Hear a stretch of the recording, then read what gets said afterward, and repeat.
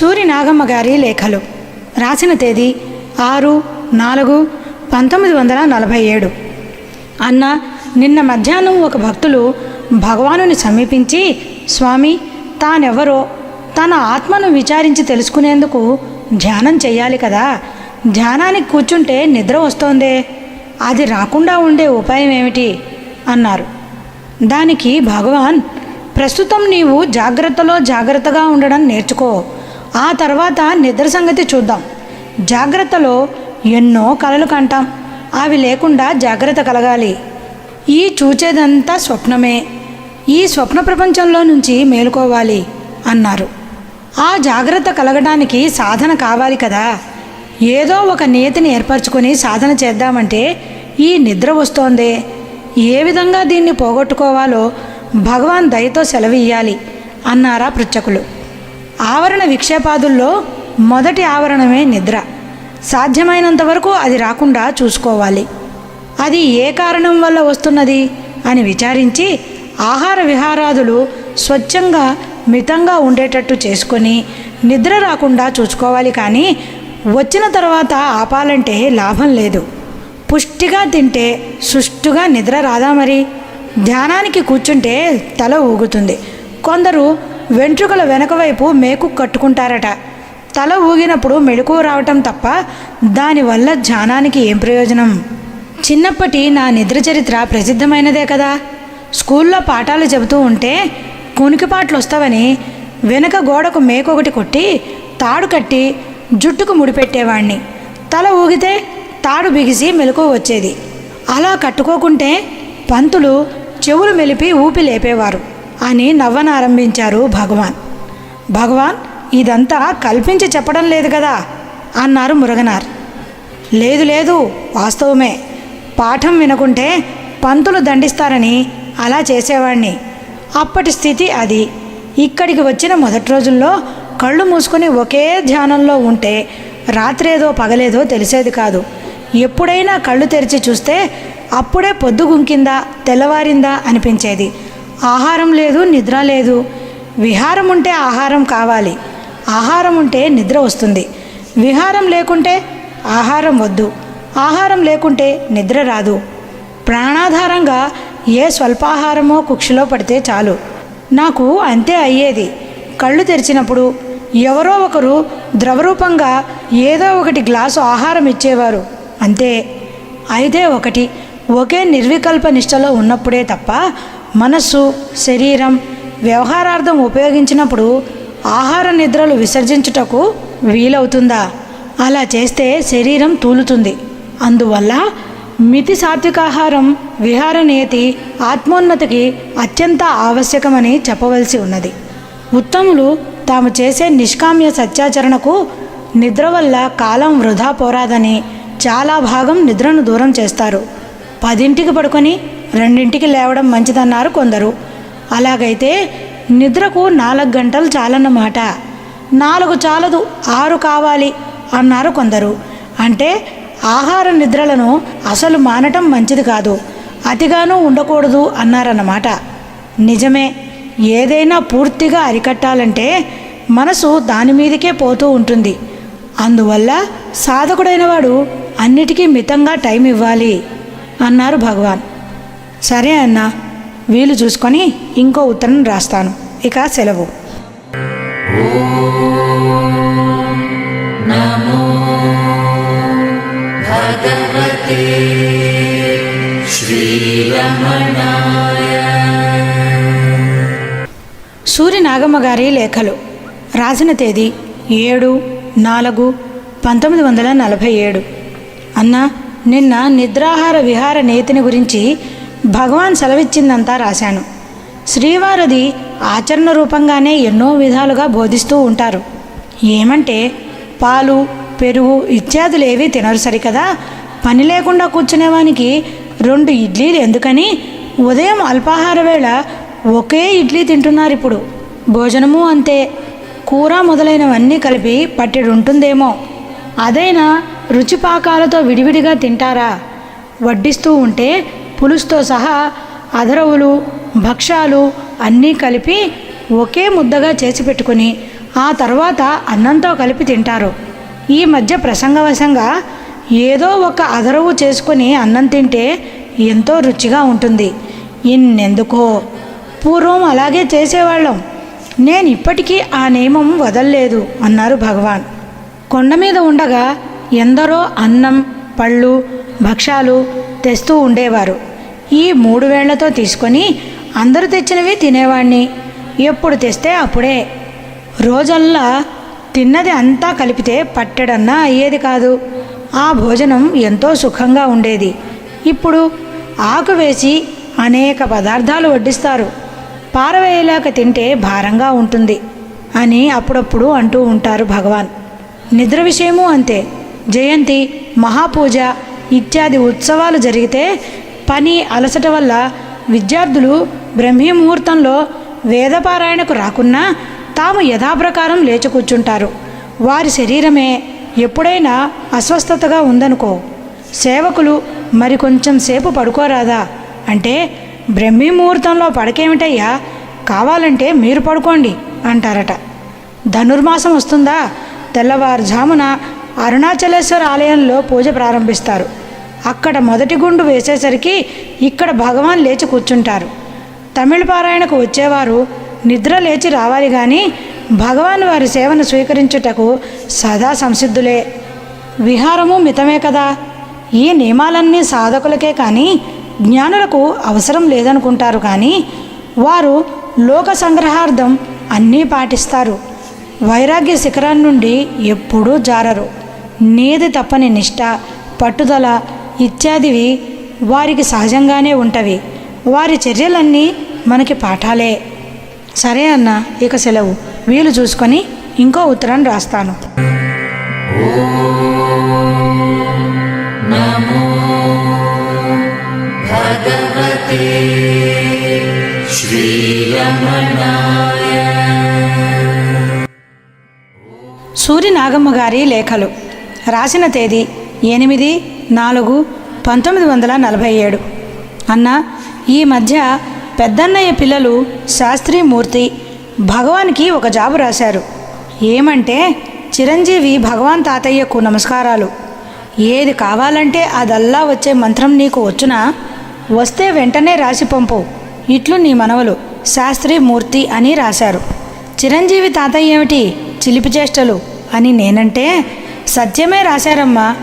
చిరంజీవి భగవాను కాక వేరెవ్వరు. చిరకాలం జీవించే తాతకు నమస్కారాలు. కావాలన్నదల్లా వచ్చేట్టు ఆశీర్వదించు అన్నారు. తప్పేముంది అన్నారు సుందరేశ అయ్యర్. భగవాన్ నవ్వుతూ, చిన్నతనంలో మా మేనత్త కుమారుడు రామస్వామికి నేను ఇలాగే జాబు రాశాను. కొన్నాళ్ళు దిండిగల్లో వారింట్లో ఉండి చదువుకున్నాను కదా. ఒక సెలవులకు తిరుచులి వచ్చాను. ఆ రామస్వామి గారికి ఉత్తరం రాయాలని బుద్ధి పుట్టింది నాకు. ఏం రాయాలో తెలియదు. మా నాయన వారికి రాసే జాబుల్లో రాముకి ఆశీర్వాదాలు అని రాయటం చూశాను నేను. ఇంకేం, నేను కూడా బావకు ఆశీర్వాదాలు అని రాయడం సాగించాను. నాకంటే వయసులో పెద్ద కదా, నమస్కారాలని రాయటం తెలియదు. అందరికీ ఒకటే అనుకున్నాను నేను. ఆ తర్వాత వారు పరిహాసం చేస్తే తెలిసింది అన్నారు. ఆ రామస్వామి గారి వద్ద భగవాన్కి చనువు ఎక్కువ కాబోలును అన్నారొక భక్తులు. అవును, తిరుచులి సుందర మందిరంలో ప్రస్తుతం నా పటం పెట్టిన చోట ఒక పట్టెమంచం ఉండేది. దాని మీద మా నాయన పడుకునేవారు. ఆ మంచం ఎక్కేందుకు ఆ రామస్వామి గారికి నాకు తప్ప ఎవ్వరికీ స్వతంత్రం ఉండేది కాదు. నాయన ఊళ్ళో లేనప్పుడు మేమిద్దరం దాని మీదే పడుకునేవాళ్ళం. తల్లి లేని వారు కనుక రామస్వామి గారికి స్వాభావికంగా చొరవ ఎక్కువ కనుక నాకు తప్ప మరెవ్వరికీ ఆయన వద్ద చనువు ఎక్కువ ఉండేది కాదు. మహా గంభీరమైన వ్యక్తి అన్నారు భగవాన్. ఆ రామస్వామి గారు ఎప్పుడైనా ఇక్కడికి వచ్చారా అన్నారు ఒక భక్తులు. చాలా రోజుల క్రితం ఒకసారి వచ్చారు. వారికి ఊరు కదలడం అంటే గండం. ఇక్కడికి వచ్చిపోయేవారంతా నన్ను గురించి చెబుతూ ఉండేవారట. చూద్దాం చూద్దామని సాచి వేస్తూ ఉండగానే, ఇదిగో ఈ విశ్వనాథుడు పెళ్ళి వద్దని పరిగెత్తుకు వచ్చాడు ఇక్కడికి. వీరు రామస్వామి గారి కుమారులే. తీసుకొని వెళ్ళాలని వారి తలుపు. కన్నకడుపు కదా, రాక తప్పింది కాదు. బయలుదేరి వస్తున్నామని ఈ విశ్వనాథునికే జాబు వచ్చింది. వీరు నాకు ఆ సంగతి చెప్పక జాబు తెచ్చి నాకిస్తూ దిండుగల్లుమల కదిలిందట అన్నారు చమత్కారంగా. అదేమిటో అని జాబు చూస్తే సమాచారం తెలిసింది. మరునాడే వారు వచ్చారు. తర్వాత వారే నాకు జాబులు రాస్తూ స్వామికి నమస్కారాలు అని రాస్తున్నారు. స్వామి ఆశీర్వదించాలని రాస్తున్నారు. వారికి అప్పట్లోనే ఆశీర్వాదాలు అందించానన్నమాట. ఇలా జరుగుతుందని అప్పుడు ఎవరనుకున్నారు? ఏదో రాశానంతే అన్నారు భగవాన్. నమో భగవతే శ్రీరమణాయ. సూరి నాగమ్మ గారి లేఖలు. రాసిన తేదీ 9/4/1947. అన్న, నిన్న ఉదయం కొందరు ఆంధ్రులు ఒక జట్టుగా వచ్చారు. వాళ్ళకం చూస్తే భగవాన్ని ఏదో ప్రశ్నించాలని వచ్చినట్టే తోచింది. 10 నిమిషాలు కూర్చున్నారో లేదో ప్రారంభించారిక. భగవాన్, సదా నీవెవరో తెలుసుకోమని బోధిస్తారు కదా, నేనెవరో తెలుసుకునేటట్టు అనుగ్రహించి రక్షించాలని ప్రార్థిస్తున్నాను అన్నారు ఒకరు. అనుగ్రహం ఉండనే ఉంది, లేనిదైతే అడగాలి కానీ ఉన్నదాన్ని అడిగేదెందుకు? ఉన్నదని నీవు హృదయపూర్వకంగా నమ్మాలి అంతే అన్నారు భగవాన్. ఇక్కడ రోజు చదివే వేదమంత్రాల్లో తస్యా శిఖాయ మధ్యే పరమాత్మ వ్యవస్థిత అని చదువుతారే, శిఖా మధ్యే అంటే ఏమిటి అన్నారు ఇంకొకరు. శిఖా మధ్యే అంటే అగ్నిలోనన్నమాట, వేదముల జట్టుల్లోనని కాదండోయ్. వేదములు మదించుట వల్ల కలిగిన జ్ఞానాగ్ని మధ్య పరమాత్మ నివసిస్తున్నాడని భావం అన్నారు భగవాన్. భగవాన్ ఏ ఆసనంలో ఉంటారో సెలవిస్తారా అన్నారు వేరొకరు. ఏ ఆసనంలోనా? హృదయాసనంలో. ఎక్కడ సుఖంగా ఉంటుందో అక్కడే నా ఆసనం, దాన్నే సుఖాసనం అంటారు. ఆ హృదయాసనం శాంతియుతమైనది, సుఖప్రదమైనది. ఆ ఆసనంలో నివాసం చేసేవారికి వేరే ఆసనాలతో పని లేదు అన్నారు భగవాన్. సర్వధర్మాన్ పరిత్యజ్య మామేకం శరణం వ్రజ అని గీతలో చెప్పారే, సర్వధర్మాన్ అంటే ఏ ఏ ధర్మాలు అన్నారు మరొకరు. సర్వధర్మాన్ అంటే జీవధర్మాలన్నమాట. పరిత్యజ్య అంటే జీవధర్మాలన్నీ విడిచి మామేకం ఏకస్వరూపుడైన నన్ను శరణం వ్రజ శరణు చెందుము, ఇదే అర్థం అన్నారు భగవాన్. తిరిగి ఆ ప్రశ్నించిన వారే రమణగీతలో హృదిగ్రంథి భేదనం అంటే ఏమిటి అన్నారు.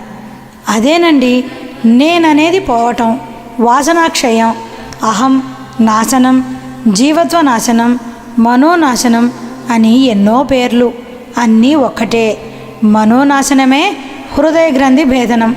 జ్ఞానం అంటేనూ అదే, పరిభాషకేదో ఒక పేరు అన్నారు భగవాన్. ఈ సంభాషణ ప్రారంభించగానే చక్కగా ఉన్నదని ఎలక్ట్రిక్ ఫ్యాన్ తిప్పారు సేవకులు. భగవాన్ చూసి ఇదెందుకయ్యా అంటూ ఫ్యాన్ ఆపి సమీపవర్తులతో ఇదిగో చూడు, జ్ఞాని అయిన తర్వాత కర్మ ఎట్లా చేయగలరని చాలామంది ప్రశ్నిస్తారు. ఆ ప్రశ్న వస్తే పూర్వం కుమ్మరి చక్రం ఉపమానంగా చెప్పేవారు. చక్రం గిరిగిరా తిప్పితే కుండ అమరుతుంది. అమరిన తర్వాత తిప్పడం మానినా కొంతసేపు అలాగే తిరిగి కానీ ఆగదు. ఇప్పుడు ఈ ఫ్యాను ఉపమానం చెప్పవచ్చు. చూడు, దీని స్విచ్ ఆపాము, కొంతసేపు తిరిగి కానీ ఫ్యాన్ నిలవదు. అదేవిధంగా జ్ఞాని అయిన తర్వాత ప్రారబ్ధవశాత్తు ఆ శరీరంతో చేయవలసిన పనులున్నంత వరకు చేసి కానీ దేహం చాలించడు అన్నారు భగవాన్. ఇంతలో నా వెనక 7-8 నెలల పసిగందు తాత తాత అంటూ చిలకల్లే పలకసాగింది. పసిపాప ముద్దు మాటలంటే భగవానికి ఎంతో ప్రీతి. ఈ చిలక పలుకులు వారి చెవి సోకగానే చెయ్యెత్తి చూచి ఎవరది అన్నారు. పాప మంగళం అన్నాను నేను. భగవాన్ మందహాసంతో అదా, ఎవరో పెద్ద పిల్లలు అనుకున్నాను, అప్పుడే తాత తాత అనటం సాగించిందే అన్నారు. ఆ పాప తాత తాత అంటూనే ఉంటుంది. భగవాన్ సమీపస్తులతో బిడ్డలకు తాత అన్నమాటే ముందు వస్తుంది, మొదటి మాటే అది. ఏ పిల్లలు రాని నన్ను చూచి తాత తాత అంటారు. వాళ్ళకెవరు చెప్పారది? పిల్లలంతా ఒకే ధోరణి, ఒకే మాట. తాత అంటే తాను తానే అని అర్థం. మనసుకు అంతే నోయ్, మొదటి శబ్దం నేను అని వస్తుంది. ఆ తర్వాత కానీ నీవు వాడు అనేవన్నీ రావు. తాత అన్నమాట వచ్చిన తర్వాతే తక్కినవన్నీ వచ్చినట్టు. అహం పుట్టిన తర్వాతే అన్నీ పుడతవి అన్నారు భగవాన్. 9 గంటలు కావచ్చింది. గడియారం సరిచేసేందుకు టైం చూడాలని రేడియో తిప్పాడు కృష్ణస్వామి. గంటలు కొట్టిన తర్వాత అందరికీ వందనం అని చెప్పి రేడియో పాట ముగించారు. భగవాన్ చిరునవ్వుతో అందరికీ వందనమట. అందరూ వేరు తాను వేరు కాబోలు. తాను అందరిలోని వాడు కాడేమి. తనకు తానే వందనం చెప్పుకుంటున్నాడన్నమాట. అది తెలుసుకోలేరు. అదే చిత్రం అన్నారు. సరే అన్న, ఇక వీలు చూసుకొని ఇంకో ఉత్తరం రాస్తాను. సెలవు.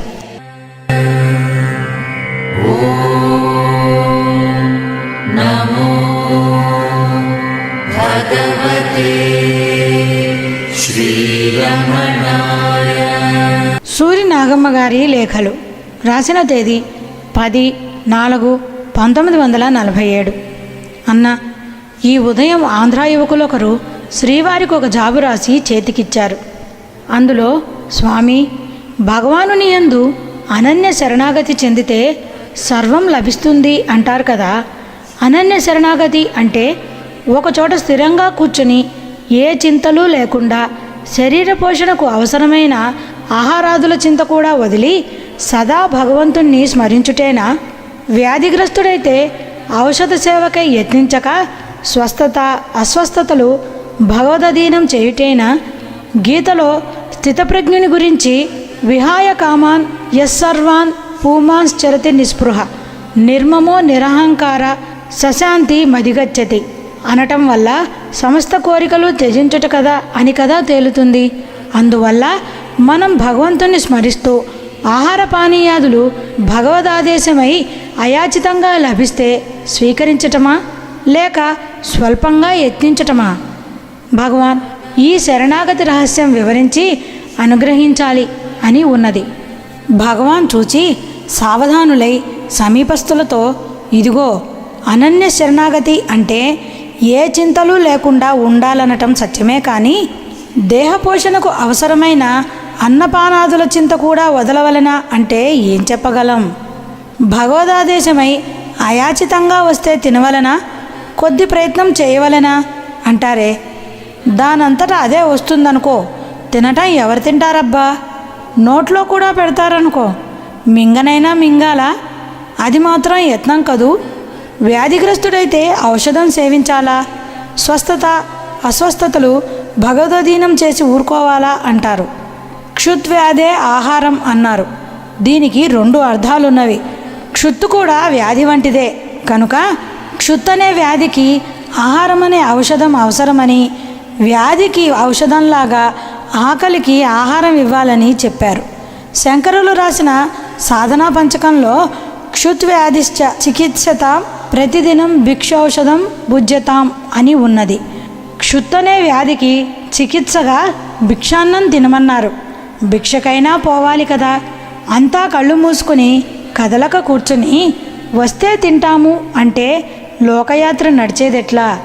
అందువల్ల వారి వారి సంస్కారాన్ని అనుసరించి ప్రాప్తమైనది అనుభవిస్తూ కర్తృత్వరాహిత్యంగా ఉండాలి.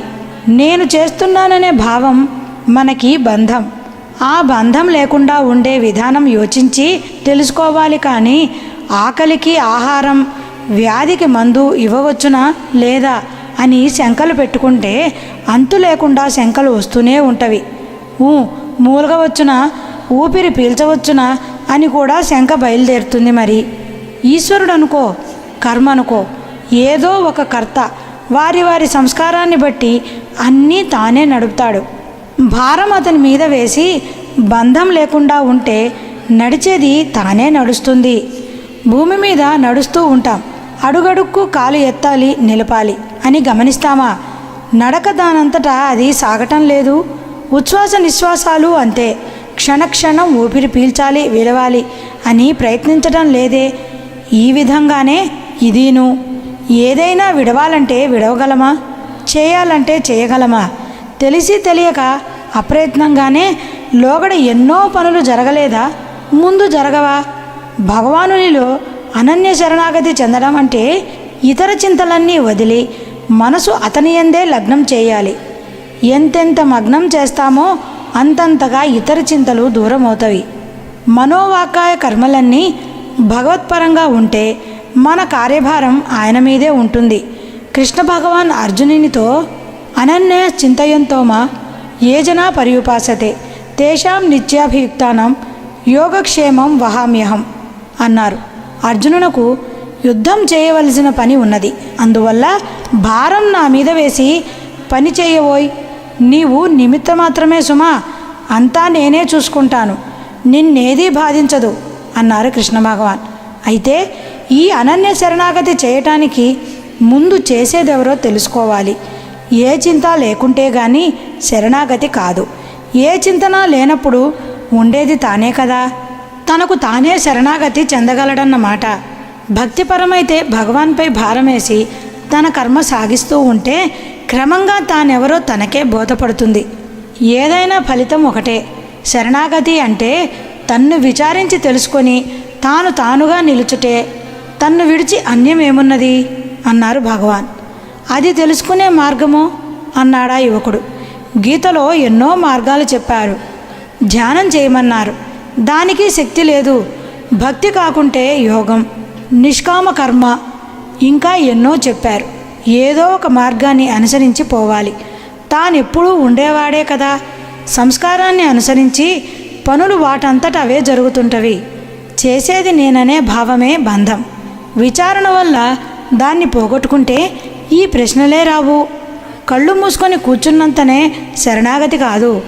అదే విధంగా కూర్చుంటే లోకయాత్ర సాగేదెలా అని భగవాన్ అంటూ ఉండగానే భోజనశాలలో గంట మోగింది. అదిగోనయ్యా గంట, లేచిపోవద్దు అని నవ్వుతూ లేచారు భగవాన్. సరే అన్న, ఇక సెలవు. వీలు చూసుకొని ఇంకో ఉత్తరం రాస్తాను. నమో భగవతే శ్రీరమణాయ. సూరి నాగమ్మ గారి లేఖలు. రాసిన తేదీ 17/4/1947. అన్న, మొన్న ఉదయం 8-9 గంటల వేళ సాధారణ కుటుంబంలోని వాడగు ఒక వృద్ధుడు, కొంచెంగా ఆయుర్వేదం తెలిసినవాడు భగవాన్ సన్నిధికి వచ్చి నమస్కరించి, స్వామి, ఇది కఫానికి మంచిది, సేవించండి అంటూ ఏదో ఔషధం ఇవ్వబోయినాడు. సేవకులు వద్దు వద్దని వారించబోతే భగవాన్ వారిని ఆపి ఆ ఔషధం తీసుకొని తిని సేవకులతో, ఉండండయ్యా, వారు నేను కొండ మీద ఉన్నప్పటి నుండి అప్పుడప్పుడు ఏదైనా ఔషధం తెచ్చి ఇస్తూ ఉండేవారు, ఇవ్వనీయండి, వారికి ఏదైనా స్వప్నం వచ్చిందేమో అన్నారు నవ్వుతూ. ఆ వృద్ధుడు ఆనందంతో, ఇప్పుడేమీ స్వప్నం రాలేదు స్వామి, తమకు ఈ రోజుల్లో కఫం కొద్దిగా జాస్తిగా ఉండేది కదా, అందువల్ల ఊరికే తెచ్చాను అని చెప్పి నమస్కరించి వెళ్ళిపోయాడు. అతడటు వెళ్ళగానే సమీపస్తులకు భక్తులు, స్వప్నం ఏమిటి అన్నారు. అదా, కొండపై ఉండగా ఒక సాయంత్రం నేనెందుకో పళనిస్వామితో నిమ్మపండు ఉందా అన్నాను. లేదు అన్నాడు. లేకుంటే పోనీలే అన్నాను. సరిగ్గా ఆ రాత్రికే నేను నిమ్మపండు కావాలని అడిగినట్టు వీరికి స్వప్నం వచ్చిందట. మర్నాడు ఉదయమే నేనెక్కడికో వెళ్ళాలని బయలుదేరి బయటికి వస్తే వీరు ఎదురై, స్వామి, ఈ నిమ్మపండు తీసుకోండి అన్నారు. నిన్ననే వీరితో నిమ్మపండు ఉన్నదా అన్నాను. నీకెలా తెలిసిందయ్యా అంటే, రాత్రి స్వప్నంలో తాము కనిపించి నిమ్మపండు కావాలంటిరే, అందుకని తెచ్చాను అని పండు చేతిలో పెట్టి వెళ్ళిపోయాడు. అదొక సంభవం అన్నారు భగవాన్. భగవాన్ వారికి స్వప్నంలో కనిపించి చెప్పింది నిజమేనా అన్నారా భక్తులు. భగవాన్ చిరునవ్వుతో, ఏమో, ఎవరికి తెలుసు, వారు అన్నారంతే. మరొక భక్తులు అందుకొని, కేకే నంబియార్ నోటు పుస్తకం కూడా ఈ విధంగానే వచ్చింది కాబోలే అన్నారు. అవునవును, అప్పుడిక్కడ మాధవుడు ఉన్నాడు. రమణగీతకు మలయాళంలో తాత్పర్యం రాసి సరిగ్గా కాపీ చేద్దామని పొడుగ్గా ఉండే నల్ల అట్ట నోట్బుక్ బీర్వాలో ఉంది, తీసి ఇవ్వమని వాడితో చెబుతూ వచ్చాను. వాడు ఇస్తానంటూ 4-5 రోజులు మర్చిపోయినాడు. ఇంతలో నంబియార్ ఇక్కడికి వస్తూ సరిగ్గా నేను ఎటువంటి నోట్బుక్ అడుగుతున్నానో అటువంటిదే తెచ్చి ఇచ్చాడు. ఇదేమయ్యా, సరిగ్గా నేను అడుగుతున్నటువంటి పుస్తకమే తెచ్చి ఇచ్చావే అంటే భగవాన్ నాకు స్వప్నంలో కనిపించి ఇన్ని పేజీలు ఇంత వెడల్పు పొడుగు గల పుస్తకం కావాలని అడిగారు కదా మీరు. అంగడికి వెడితే సరిగ్గా అటువంటిదే దొరికింది, తెచ్చి ఇచ్చాను అన్నారు. ఇంతలో మాధవుడు వచ్చాడు. ఏమోయ్, ఇదిగో పుస్తకం, నీవే ఇచ్చావు కదూ అన్నాను. వాడు ఆశ్చర్యపడి తర్వాత విషయం తెలుసుకొని ఇక్కడ ఉన్న పుస్తకం తీసి ఇస్తే రెండు ఒకే సైజుగా ఉన్నవి. రమణగీత శ్లోక సహితంగా తాత్పర్యమంతా ఆ పుస్తకంలో ఇమిడిపోయింది. అది రాసి ముగించగానే నంబియారు వచ్చి అచ్చు వేయిస్తానని తీసుకొని వెళ్ళి భగవాన్ అక్షరం ప్రెస్సుకు పంపడమా అని వేరొక కాపీ రాసి ప్రెస్సుకు పంపి ఆ పుస్తకం వారి వద్దే దాచిపెట్టుకున్నారు. ఇప్పటికీ వారి వద్దనే ఉండాలి. అడిగో ఆ రాజగోపాలం అలాగే చేశాడు ఒకసారి. నేనిక్కడ సిరా అయిపోవడం చూసి అయిపోయిందయ్యా అని వీరితో 1-2 సార్లు అన్నాను. మరుదినమో మూడవ నాడు వారు ఊరి నుండి వస్తూ ఇంత పొడుగు సిరా సీసా తెచ్చి ఇచ్చాడు. మేం సిరా అయిపోయింది అనుకోవడం నీకెలా తెలిసిందయ్యా అంటే, భగవాన్ నాకు స్వప్నంలో కనిపించి సిరా కావాలన్నారు, తెచ్చాను అన్నారు. అలాగే ఇంకొకటిను అన్నారు భగవాన్. అలా చెప్పారు భగవాన్ అంటారు కదా, ఇవన్నీ నిజమేనా అన్నారా భక్తులు. ఏమో నాకేం తెలుసు, వారు అలా చెప్పారు అంతే అన్నారు భగవాన్. పోనీ భగవాన్ ఇక్కడ లేదనుకున్న వస్తువే అక్కడ వారికి స్వప్నంలో కావాలన్నట్టు తోచడం చిత్రమే కదా అన్నారా భక్తులు. అంటూ పలక్కుండా ఊరుకున్నారు భగవాన్. సరే అన్న, ఇక సెలవు. వీలు చూసుకొని ఇంకో ఉత్తరం రాస్తాను. నమో భగవతే శ్రీరమణాయ.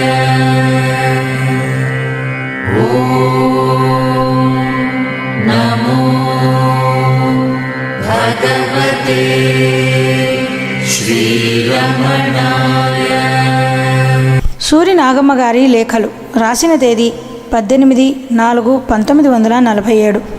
అన్న, ఈ ఉదయం 8 గంటలకు వయోవృద్ధులొకరు భగవాన్ ఉన్న హాల్లోకి వస్తూ ఉంటే భగవాన్ నా వైపు చూసి ఈ వచ్చేదెవరో తెలుసునా అన్నారు. తెలియదన్నాను. నా పిన్నతల్లి కూతురు ఒక ఆమె నాతో పాటు అమ్మ వద్ద పాలు తాగిందని చరిత్రలో రాసి ఉందే, ఆమె భర్తే అన్నారు భగవాన్. వారి పేరు మానామధుర రామస్వామి అయ్యర్. ఆమె పేరేమి అన్నాను. మీనాక్షి అన్నారు భగవాన్. అప్పుడప్పుడు వీరిని చూస్తున్నాను కానీ ఈ సంబంధం తెలియదు అని సమీపస్తులకు మరొక భక్తుల్ని చూసి మీరు ఎరుగుదురా అన్నాను. ఎరుగకేమి, ఆమెకు మరణ సమయంలో భగవాన్ దర్శనమిచ్చారని కూడా విన్నాను అన్నారా భక్తులు. ఆశ్చర్యంతో భగవాన్ వైపు చూసి అలాగా అన్నాను. భగవాన్ అందుకొని అవునవును, తిరువొట్రియూరులో నాయనగారికి జరిగినట్టే ఆమె విషయంలో కూడా జరిగింది. నేను దగ్గరకు వెళ్ళి ఆమెను తాకాను. ఆమె ఉలిక్కిపడి ఎవరూ తాకింది అంది. అంతే, వెంటనే మెలకువ కలిగింది. తర్వాత విచారిస్తే అదే సమయానికి ఆమె చర్మదశలో ఉందని తెలిసింది నాకు అన్నారు.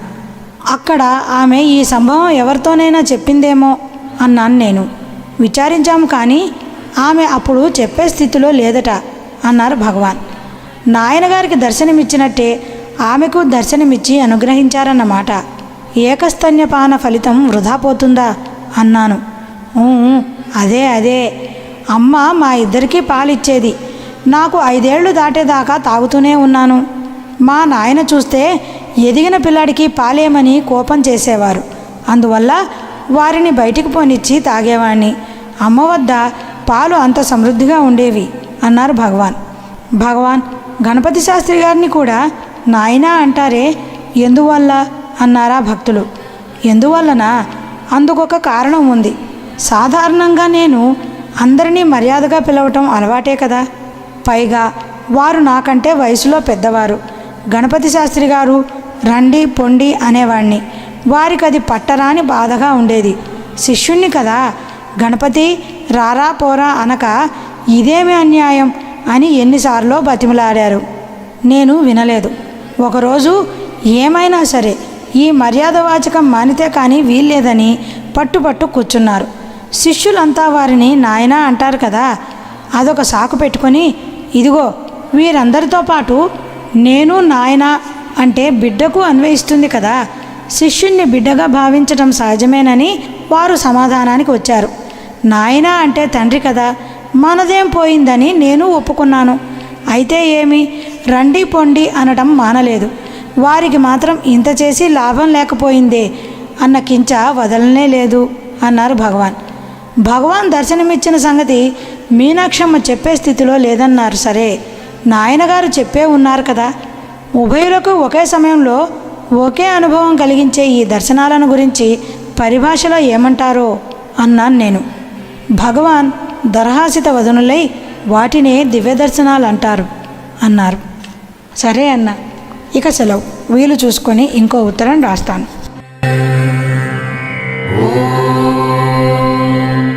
నమో భగవతే శ్రీరమణాయ. సూరి నాగమ్మ గారి లేఖలు. రాసిన తేదీ 20/4/1947. అన్న, మొన్న 12వ తేదీన ఒకరు బరోడా రాణి పంపిందని ఒక తెల్ల నెమలిని తెచ్చి భగవత్ సన్నిధిలో సమర్పించారు. భగవాన్ చూసి, ఆ 10-12 నల్ల నెమళ్ళు ఉన్నవే చాలదా? అవి దీనిపైకి జగడానికి వస్తవేమో. ఈ జాతి వేరు, అదీగాక పిల్లులు మొదలైన వాటి బాధ లేకుండా కాపాడాలి. ఎందుకు ఇది మనకు? వారి బసలోనే ఉంచటం మంచిది అన్నారు. అవతల వారు వినక ఇక్కడే వదిలేసి వెళ్ళారు. కృష్ణస్వామి దాని సంరక్షణకర్త, తక్కినవారు వారికి సహాయం. మొన్న మధ్యాహ్నం నేను వెళ్ళేసరికి భగవాన్ ఆ నెమలి చేష్టల గురించి సమీపస్తులతో మాట్లాడుతూ, ఇదిగో వల్లి అనే జింకపిల్లను అగ్గిపెట్టెలు చేసే వర్తకుడొకడు తెచ్చి ఇచ్చాడు. ఇక్కడే పెరుగుతూ ఉండేది. శనగపప్పు మరమరాలు కలిపి పళ్ళెల్లో పోస్తే ఒక్క గింజైనా కింద పడకుండా ఏరి పప్పంతా తిని మరమరాలు మాత్రం వదిలేసేది. కొన్నాళ్లకు మేకల మందలతో కలిసి అడవికి పోతూ ఉంటే తెలిసిన వారు ఇది ఆశ్రమానిదని పట్టి తెచ్చేవారు. తర్వాత తానే తిరిగి వచ్చేది. పోనిమ్మని ఊరుకున్నాం. ఒకనాడెవడో పంచముడు మాంసం కొరకు దాని కాలు విరగ్గొట్టడం చూసి, అయ్యో ఇది ఆశ్రమానిదే అని ఎరిగిన వారొకరు తెచ్చి ఇచ్చారు. రక్తం కారుతూ వచ్చింది. పాపం ఎంత ఉపచరించినా లాభించగా కొన్నాళ్లకు నా ఒళ్ళోనే ప్రాణం విడిచింది. అన్నామల స్వామి నేను కలిసి, అదిగో ఆ కొండవైపు మెట్లను ఆనుకొని ఉన్నదే, అక్కడ సమాధి కట్టాం అన్నారు భగవాన్. నాకు ఆశ్చర్యం కలిగి, భరతఖండంలో భగవంతుడు పలుమార్లు అవతరించి పశుపక్షాదులకు సైతం మోక్షం ఇయ్యగలడు అన్న పెద్దల వాక్యం ప్రత్యక్ష గోచరమవుతున్నదే అన్నాను. భగవాన్ అందుకొని, సందేహమేమి, ఆ విధంగా ఎన్నో జరిగినవి అన్నారు. ఇంతలో ఆ నెమలి పారిపోతే పట్టుకుని వచ్చాడు కృష్ణస్వామి. భగవాన్ దాని మెడ మీద చెయ్యి పెట్టి గుండెల దాకా చేత్తో రాస్తూ, ఏమిరా ఎక్కడికి వెళ్ళావు? ఇలా వెళ్ళిపోతే ఎలా? పోకమ్మా, దుష్టజంతువులు ఉంటాయి. ఈ హాలు చుట్టూ తిరుగుతూ ఉండరాదు అని బుజ్జగించారు. చాలా రోజులు బయటికి పోక అది ఆశ్రమ కట్టడాలన్నిటిలోని సహజంగా తిరగడం నేర్చుకున్నది. భగవాన్ అది చూసి, ఇప్పుడు అది సర్వాధికారికి సమానంగా ఉన్నదోయ్ అంటూ ఉంటారు. ఈ మధ్యాహ్నం 2:30కు నేను వెళ్ళేసరికి రేడియో పాడుతున్నది, ఎలక్ట్రిక్ ఫ్యాన్ తిరుగుతున్నది. ఈ నెమలి వచ్చి రేడియో పక్కనే నిమీలిత నేత్రాలతో ధ్యాన నిమగ్నమైనట్టు తన్మయంగా కూర్చుంది. ఒకరది చూసి, ఎంత శ్రద్ధగా వింటున్నదో అన్నారు. అవును, వాటికి గానం అంటే ప్రీతి, మురళీ వాయిద్యం అంటే ఇంకా ఆనందం అన్నారు భగవాన్. ఈ నెమలి తెలుపన్న మాటే కానీ ఇంతకన్నా ఆ నెమళ్ళే అందంగా ఉంటవే అన్నారు ఒకరు. శ్రీవారు ఆ నెమలిని చూపుతూ, ఇలా ఉంటే ఇదొక శోభ. ఆ నెమళ్లకు ఎన్నో చిత్ర విచిత్ర రంగులు. ఇది రంగుల కలయిక లేని స్వచ్ఛమైన తెలుపు, గుణ వికారముల కూడిక లేని శుద్ధసత్వం అన్నమాట. చూడండి, వేదాంత పరిభాషకు నెమలిని కూడా ఉపమానంగా చెప్పవచ్చు. ఆ నెమళ్లకును పుట్టినప్పుడు అన్ని రంగులుండవు, ఒకే రంగు. ఎదిగిన కొద్దీ ఎన్నో రంగులు. పింఛం వచ్చిందంటే చాలు, కావలసినన్ని కళ్ళు. ఎన్ని రంగులో ఎన్ని చూపులో చూడండి. మన మనసు అంతే. పుట్టినప్పుడు ఏ వికృతులు వికారాలు ఉండవు. ఆ తర్వాత చిలవలు పలవలుగా ఎన్నో వృత్తులు, ఎన్నో చూపులు, నెమలి వలనే అన్నారు భగవాన్. సరే అన్న, వీలు చూసుకొని ఇంకో ఉత్తరం రాస్తాను. ఇక సెలవు. నమో భగవతే శ్రీరమణాయ. సూరి నాగమ్మ గారి లేఖలు. రాసిన తేదీ 24/4/1947. అన్న, ఈ మధ్యాహ్నం 3 గంటలకు ఒక భక్తులు భగవాన్ సోఫాకి దగ్గరగా నిలిచి, స్వామి, నాకు ఒక కోరిక ఉన్నది. భగవాన్ పాదం మీద నా శిరస్సు ఉంచి నమస్కరించాలని, భగవాన్ అనుగ్రహించాలి అన్నారు. ఓహో, అదా కోరిక, మంచిదే, కానీ పాదమేది, శిరసేది అన్నారు భగవాన్. జవాబు లేదు. రవ్వంత నిదానించి తానెక్కడ అణుగుతాడో అదే పాదం అన్నారు భగవాన్. ఆ స్థానం ఎక్కడుంది అన్నారా భక్తులు. ఎక్కడుందా? తనలోనే ఉంది. నేనని విజృంభించే అహంభావమే శిరస్సు. అహం వృత్తి ఎక్కడ లయిస్తుందో అదే గురుపాదం అన్నారు భగవాన్. తల్లి, తండ్రి, గురువు, దైవం ఈ క్రమానుసారంలో భక్తి చేయాలంటారే, తానే అణిగిపోతే భక్తితో సేవించడం ఎలా పొసుగుతుంది అన్నారు వారు. తాననుగుట అంటే ఏమని? ఆ భక్తిని విశాలం చేయటం అన్నమాట. అన్నీ తనలోనివే కదా. అందువల్ల తన స్థానంలో తానుంటే వీటన్నిటినీ విస్తీర్ణం చేయగల శక్తి కలుగుతుంది అన్నారు భగవాన్. తన స్థానంలో తాను అనగడం అంటే బుద్ధి చేత అన్నమయాది కోశాలను తోసిపుచ్చి ఆ తర్వాత బుద్ధిని కూడా తోసివేయవలన అన్నారు భక్తులు. బుద్ధిని విడిచి ఎక్కడికండి పోయేది? బుద్ధి ఉన్నట్లుండుటే తన స్థితిని తానెరుగుట. పైన వచ్చే విషయాదులన్నీ తొలగించే నిమిత్తం బుద్ధిని కర్రగా పట్టుకోవాలి. మలిన బుద్ధి, అమలిన బుద్ధి అని బుద్ధిని 2 విధాలుగా వివరిస్తారు. అంతఃకరణ కార్యాలైన విషయాలతో కూడి ఉన్నప్పుడు మలిన బుద్ధి అంటారు. దానికే మనస్సని, అహంకారమని పేర్లు. ఆ విషయాదులను తోసిపుచ్చుటకు ఊతకోలవలే నేను అను అహంకరణ స్ఫురణకే ఆ మలిన బుద్ధి అని పేరు. దాన్ని పట్టుకొని మిగతాదంతా తోసివేస్తే ఉన్నది ఉన్నట్లుంటుంది అన్నారు భగవాన్. ఆ బుద్ధిని ఆత్మలో ఐక్యం చేయాలంటారు కదా అని మళ్ళీ ప్రశ్న. ఐక్యం చేయడానికి ఎక్కడి నుంచైనా వచ్చే వస్తువు కాదే, తనలోనే ఉంది ఆత్మ యొక్క స్ఫురణ బుద్ధి. ఆ బుద్ధితో అచలమైన వస్తువు తెలుసుకుంటే తానుగా ఉంటాడు. ఆ బుద్ధినే కొందరు శక్తి అంటారు, కొందరు అహం అంటారు. ఏదో ఒక పేరు. పైన వచ్చేదంతా తరిమే నిమిత్తం దాన్ని పట్టుకోవాలి గట్టిగా అన్నారు భగవాన్. సరే అన్న, ఇక సెలవు. వీలు చూసుకొని ఇంకో ఉత్తరం రాస్తాను. నమో భగవతే శ్రీరమణాయ.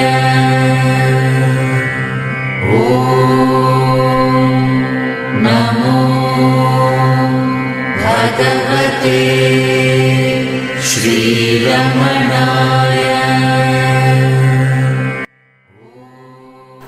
సూరి నాగమ్మ గారి లేఖలు. రాసిన తేదీ 15/5/1947. అన్న, ఈ మధ్యాహ్నం తిరుచునాపల్లి వైపు నుంచి వచ్చిన యువకుడొకడు భగవాన్కు ఒక జాబు రాసి చేతికి ఇచ్చాడు. దేశంలో ఎందరో జనాలు అన్నం లేక అల్లాడుతున్నారని, ఎంతో కల్లోలంగా ఉందని, వారి కష్టం చూడలేకుండా ఉన్నామని, భగవాన్ ఏదైనా నివారణోపాయం చెప్పవలసిందని, తమ వంటి పెద్దలు ఏమీ చెప్పకుంటే ఎలాగని ఆ జాబులోని విషయ సారాంశం. భగవాన్ చదివి అతని వంక పరిశీలనగా చూస్తూ, అదా నీకు కావాల్సింది? వారి కష్టం చూడలేక బాధపడుతున్నానంటున్నావు, నీవు ఇప్పుడు సుఖంగా ఉన్నావన్న మాటేనా అన్నారు.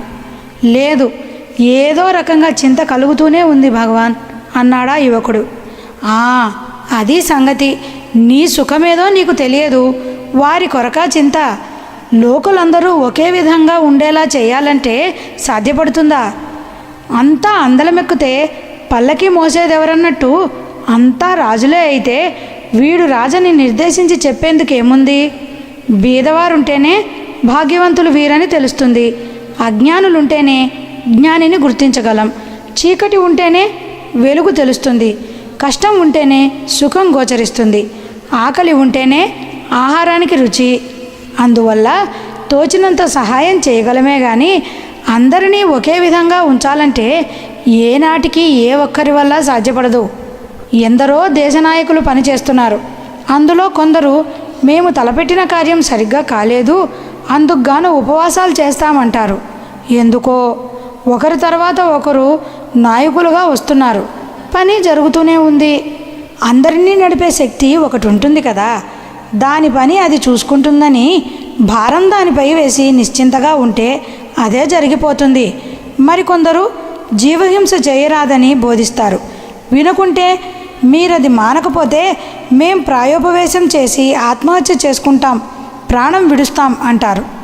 లోకులు జీవహింస మానలేదని తాను ఆత్మహత్యకు పాల్పడితే అది మాత్రం జీవహింస కాదా ఏమి? ఆత్మహత్య అంటే శరీరం విడుచుట. వారి ఊహ శరీరం ఆత్మ కాదే. ఆత్మ ఎప్పుడూ ఎక్కడా నిత్యమై ఉండేది.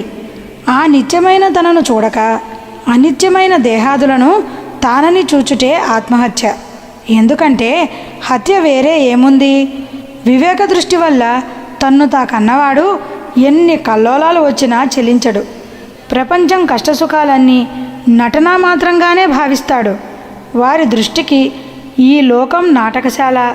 ఆ రంగాలలో ఒకే మనిషి ఒకసారి రాజువేషం, మరొకసారి మంత్రివేషం, ఇంకోసారి సేవకుడు, చాకలి, మంగలి, ఇంకా ఎన్నెన్నో వేషాలు ధరించి ఆయా పాత్రోచితంగా నటించినా తాను తానే కానీ ఇవేవి కాదని తెలిసి ఉన్నందున ఆయా పాత్రధారణ వల్ల కలిగే న్యూనతలు పాటించడు. అదేవిధంగా ఈ లోకం ఆ ఈశ్వరుడి నాటకశాల. ఇందులో నీవొక నటుడవు. నీ శక్తిని అనుసరించి చేతనైనంత వరకు సహాయపడవచ్చు కానీ అంతా సమానంగా ఉండేలా చేయాలంటే ఏ కాలంలోనూ ఎవరి వల్ల సాధ్యం కాలేదు, కాబోదు అన్నారు భగవాన్. ఇలా ఉండడం వల్ల లోకంలో శాంతి పోయిందే, అందుకు విచారిస్తున్నాను అన్నాడా యువకుడు. అదిగో మళ్ళీ మొదలు. లోకంలో శాంతి లేకుండా పోయిందే అని విచారించే బదులు మనకు శాంతి ఎలా కలుగుతుందా అని విచారించి తెలుసుకుంటే మంచిది. అది వదిలి లోకంలో శాంతి లేదే అని విచారిస్తే లాభమేముంది? తన మనసు శాంతిగా ఉంటే లోకమంతా శాంతిగానే కనపడుతుంది. మీకు ఆ శాంతి ఉందా చెప్పండి ముందు అన్నారు భగవాన్. లేదు అన్నాడతను. అది సమాచారం. మీకు శాంతి లేదు. ఆ శాంతి ఏ విధంగా సంపాదించాలో తెలియదు. తెలుసుకుందామన్న యోచన చేయలేక లోకంలో శాంతి ఏ విధంగా కలుగజేద్దామా అన్న ఈ ప్రయత్నం ఉందే. తనకు అన్నం లేదు, తన తిండి తాను సంపాదించుకునే యత్నం చేయక ఎవరన్నా నా కుక్షి నింపితే నేనెందరికైనా అన్నం సంపాదించి పెడతాను అన్నట్లుంది. నన్ను లేవదీస్తే ఈ దొంగలెంత అని కుంటివాని కదవలే అన్నారు భగవాన్. సరే అన్నా, వీలు చూసుకొని ఇంకో ఉత్తరం రాస్తాను. ఇక సెలవు. నమో భగవతే శ్రీరమణాయ. సూరి నాగమ్మ గారి లేఖలు. రాసిన తేదీ 16/5/1947. అన్న, ఈ మధ్యాహ్నం ఉత్తర హిందుస్థానీయులొకరు నిన్నటి వారి వల్లనే లోకోద్ధరణ నిమిత్తం భగవాన్ ఎందుకు ప్రయత్నించరు అనే అర్థమిచ్చే ప్రశ్నలతో నిండిన కాగితం శ్రీవారికి ఇచ్చాడు. భగవాన్ అది చూసి సమీపస్తులతో, ఇదిగో చూడు, నిన్నను ఇటువంటి ప్రశ్నలే. లోకోద్ధరణ చేయాలని బోధించే వీరంతా తమ్ము తాము ఉద్ధరించుకుంటే చాలును. తానెవరో విచారించి తెలుసుకోలేక లోకాన్ని ఉద్ధరించాలని చింతిస్తారు. ఈ చింతించేదెవరో తెలుసుకోవాలి ముందు. అది చేయరు, లోకాన్ని ఉద్ధరిస్తారట. అచ్చంగా కుంటివాని కదవలనే ఉంటుందిది అన్నారు. స్వామి, తమ వంటి జ్ఞానులు కదలకుండా కూర్చుంటే ఎలా? లోకం అల్లకల్లోలంగా ఉన్నప్పుడు సహాయపడి శాంతిని ప్రసాదింపవద్దా అన్నారా పృచ్ఛకులు. అవునయ్యా, జ్ఞానులు ఏ సహాయము చేయుటలేదని నీకెలా తెలుసు? వారున్నట్లుండుటే లోకానికి సహాయం. చూచేందుకు ఊరికే ఉన్నట్టు ఉంటారు. వారి శక్తి ఎన్నో విధాలుగా పనిచేస్తుంది. అయితే నేను చేస్తున్నాను అన్న అహంభావన ఉండదు. ఒక ధనవంతుడు ఉంటాడనుకో, కలలో బిచ్చమెత్తుతాడు, కూలి చేస్తాడు, వీధులు ఊడుస్తాడు. మెలకు రాగానే అవేవి నేను కాదు, నేను ధనికుడను అన్న ధీరత్వంతో ఉంటాడు. అదేవిధంగా జ్ఞాని అయినవాడు ప్రారబ్ధానుసారం ఏది చేసినా నేను కాదని దేనికి అంటక ధీరుడై ఉంటాడు. వారి శక్తి అనేక విధాలుగా పనిచేస్తుంది, కానీ ఫలితాలకు ఖేదమోదాలు వారికి ఉండవు. ఎందువల్లనంటే అంతా బ్రహ్మమయంగా తోచడం వల్ల కష్టం సుఖం అనేది గోచరించదు. నేను ఈ శరీరంలో ఉన్నాను, ఈ మనిషిని, ఇది లోకం అనే భావన ఉంటే కదా ఖేదమోదాలు చెందేటందుకు. దృష్టి జ్ఞానమయం కృత్వా పశ్చేత్ బ్రహ్మమయం జగత్ అన్న ఉపనిషత్ వాక్యానుసారం ఎప్పుడు జ్ఞానదృష్టి కలుగుతుందో అప్పుడే సర్వం బ్రహ్మమయంగా తోస్తుంది. నేను చేస్తున్నాననే భావనకి తావేది? ఏదో ఒక శక్తి వల్ల కార్యం జరుగుతున్నది అని భావిస్తారు అంతే అన్నారు భగవాన్. జ్ఞానులు శాపానుగ్రహ సమర్థులు అంటారు కదా, వారిదేమీ లేదని సెలవిస్తున్నారే తమరు అన్నారు ఇంకొకరు. అవునండి, సమర్థులు కారని ఎవరన్నారు? అయితే తాము వేరు, ఈశ్వర శక్తి వేరు అన్న భావన వారికి లేదు. ఉన్నది ఒక్కటే శక్తి. ఆ శక్తి చేతనే తాము చెలుస్తున్నామని గ్రహించి అహంకర్తృత్వ రహితులై ఉంటారు. వారు ఉండుటే లోకానికి మేలు. ప్రారబ్ధానుసారం ఏ పనులు చేయవలసి ఉంటే ఆ పనులు చేస్తారు అంతే అన్నారు భగవాన్. సరే అన్న, ఇక సెలవు. వీలు చూసుకొని ఇంకో ఉత్తరం రాస్తాను. నమో భగవతే శ్రీరమణాయ.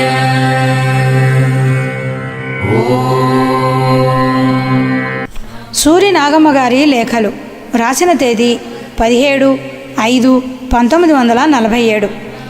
అన్న, ఈ ఉదయం 9 గంటలకు ఒక భక్తుడు భగవాన్ని ఉద్దేశించి, స్వామి, నిన్న జ్ఞాని ప్రారబ్ధానుసారం చేయవలసిన పనులుంటే చేస్తాడని తాము సెలవిచ్చారు కదా, అసలు జ్ఞానులకు ప్రారబ్ధం లేదంటారు కదా అన్నాడు. భగవాన్ సావధానులై, ప్రారబ్ధం లేనిదే దేహం ఎలా వచ్చింది? పనులు ఎలా చేస్తారు? జ్ఞానుల చర్యలకే ప్రారబ్ధం అంటారు. బ్రహ్మ మొదలు సదాశివాది దేవతలకును ప్రారబ్ధం ఉన్నట్టు చెప్పి ఉంది. రామ కృష్ణాది అవతారాలు అంతే. పరిత్రాణాయ సాధూనాం వినాశాయ చ దుష్కృతాం ధర్మ సంస్థాపనార్థాయ సంభవామి యుగే యుగే అన్నట్టు ఎప్పటికప్పుడు సాధువుల పుణ్యం దుష్టుల పాపం చేరి ప్రారబ్ధంగా పరిణమించగా ధర్మ సంస్థాపనార్థం ఈశ్వరుడు రూపం ధరిస్తాడు. దాన్నే పరేచ్ఛా ప్రారబ్ధం అంటారు. శరీరమే ప్రారబ్ధం. ఏ నిమిత్తంగా ఈ శరీరం వచ్చిందో ఆ పని దానంతట అదే జరుగుతుంది అన్నారు. గీతలో కర్మయోగమే ప్రధానంగా చెప్పారే అన్నారు నిన్నటివారు. ఓహో, అలాగా. కర్మయోగం ఒకటేనా వారు చెప్పింది? మిగతావన్నీనో? అవన్నీ తెలుసుకుంటే కర్మయోగంలో నీ మర్మం తెలుస్తుంది. అది విచారించరు. అహంక్రతురహం యజ్ఞస్వదాహ మహమౌషధం మంత్రోహమహమే వాజ్య మహమగ్నిరహం హుతం అన్న గీతాకారుడు దీనికి ముందే నచమాంతాని కర్మాణి నిబధ్నంతి ధనుంజయ ఉదాసీన వదాసీన మస్తకం తేషు కర్మసు అన్నాడు. అదేగాక ఉదాసీనవ దాసీనో గుణైర్యో న విచాల్యతే గుణావర్తంత ఇచ్చేవ యో వతిష్టతి నేంగతే అని సమదుఃఖ సుహస్వస్థ సమలోష్టాస్మ కాంచన తుల్య ప్రియా ప్రియోధీర స్తుల్య నిందాత్మ సంస్థుతి అని మానవమానయో స్తుల్య స్తుల్యో మిత్రారి పక్షయో సర్వారంభ పరిత్యాగి గుణాతీతస్య ఉచ్యతే అని పైన చెప్పి ఉన్నాడు.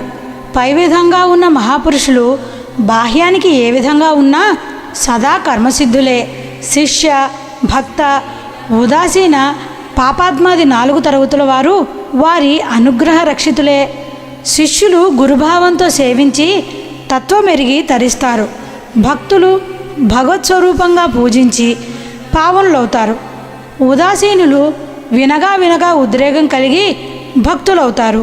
దుష్టులు అటూ ఇటూ వచ్చిపోయేవారి మాటల వల్ల వీరి కథాకలాపాలు చెవిసోకి పాప విముక్తులవుతారు. ఈ 4 తరగతుల వారును జ్ఞానుల అనుగ్రహ రక్షితులే అన్నారు భగవాన్. దుష్టులు పాప విముక్తులవుతారని సెలవిచ్చారే, ఇతరులు అనుకుంటే వినుట వలన వాళ్లే మాట్లాడుకుంటూనా అన్నారొకరు. ఇతరులు అనుకుంటే వినుట వల్లనే, వాళ్ళసలు పాపులు కదా, సజ్జనుల మాట ఎలా చెప్పుకుంటారు అన్నారు భగవాన్. పాపులకు విమోచనం కలుగుతుంది అన్నారే, శరీర బాధల నుంచా మనస్సుకా అన్నారు నిన్నటివారు. మనస్సుకేనండి. మనస్సు సరిగ్గా ఉంటేనే అన్ని సుఖాలును. మనస్సు సరిలేకుంటే ఏది ఎలాగున్నా శాంతి లేదు. వారి వారి అర్హతను అనుసరించి క్రమంగా మనసు పరిపక్వత స్థితికి వస్తుందన్నమాట. నాస్తికుడు ఆస్తికుడవుతాడు, ఆస్తికుడు భక్తుడవుతాడు, భక్తుడు జిజ్ఞాసుడవుతాడు, జిజ్ఞాసువు జ్ఞాని అవుతాడు.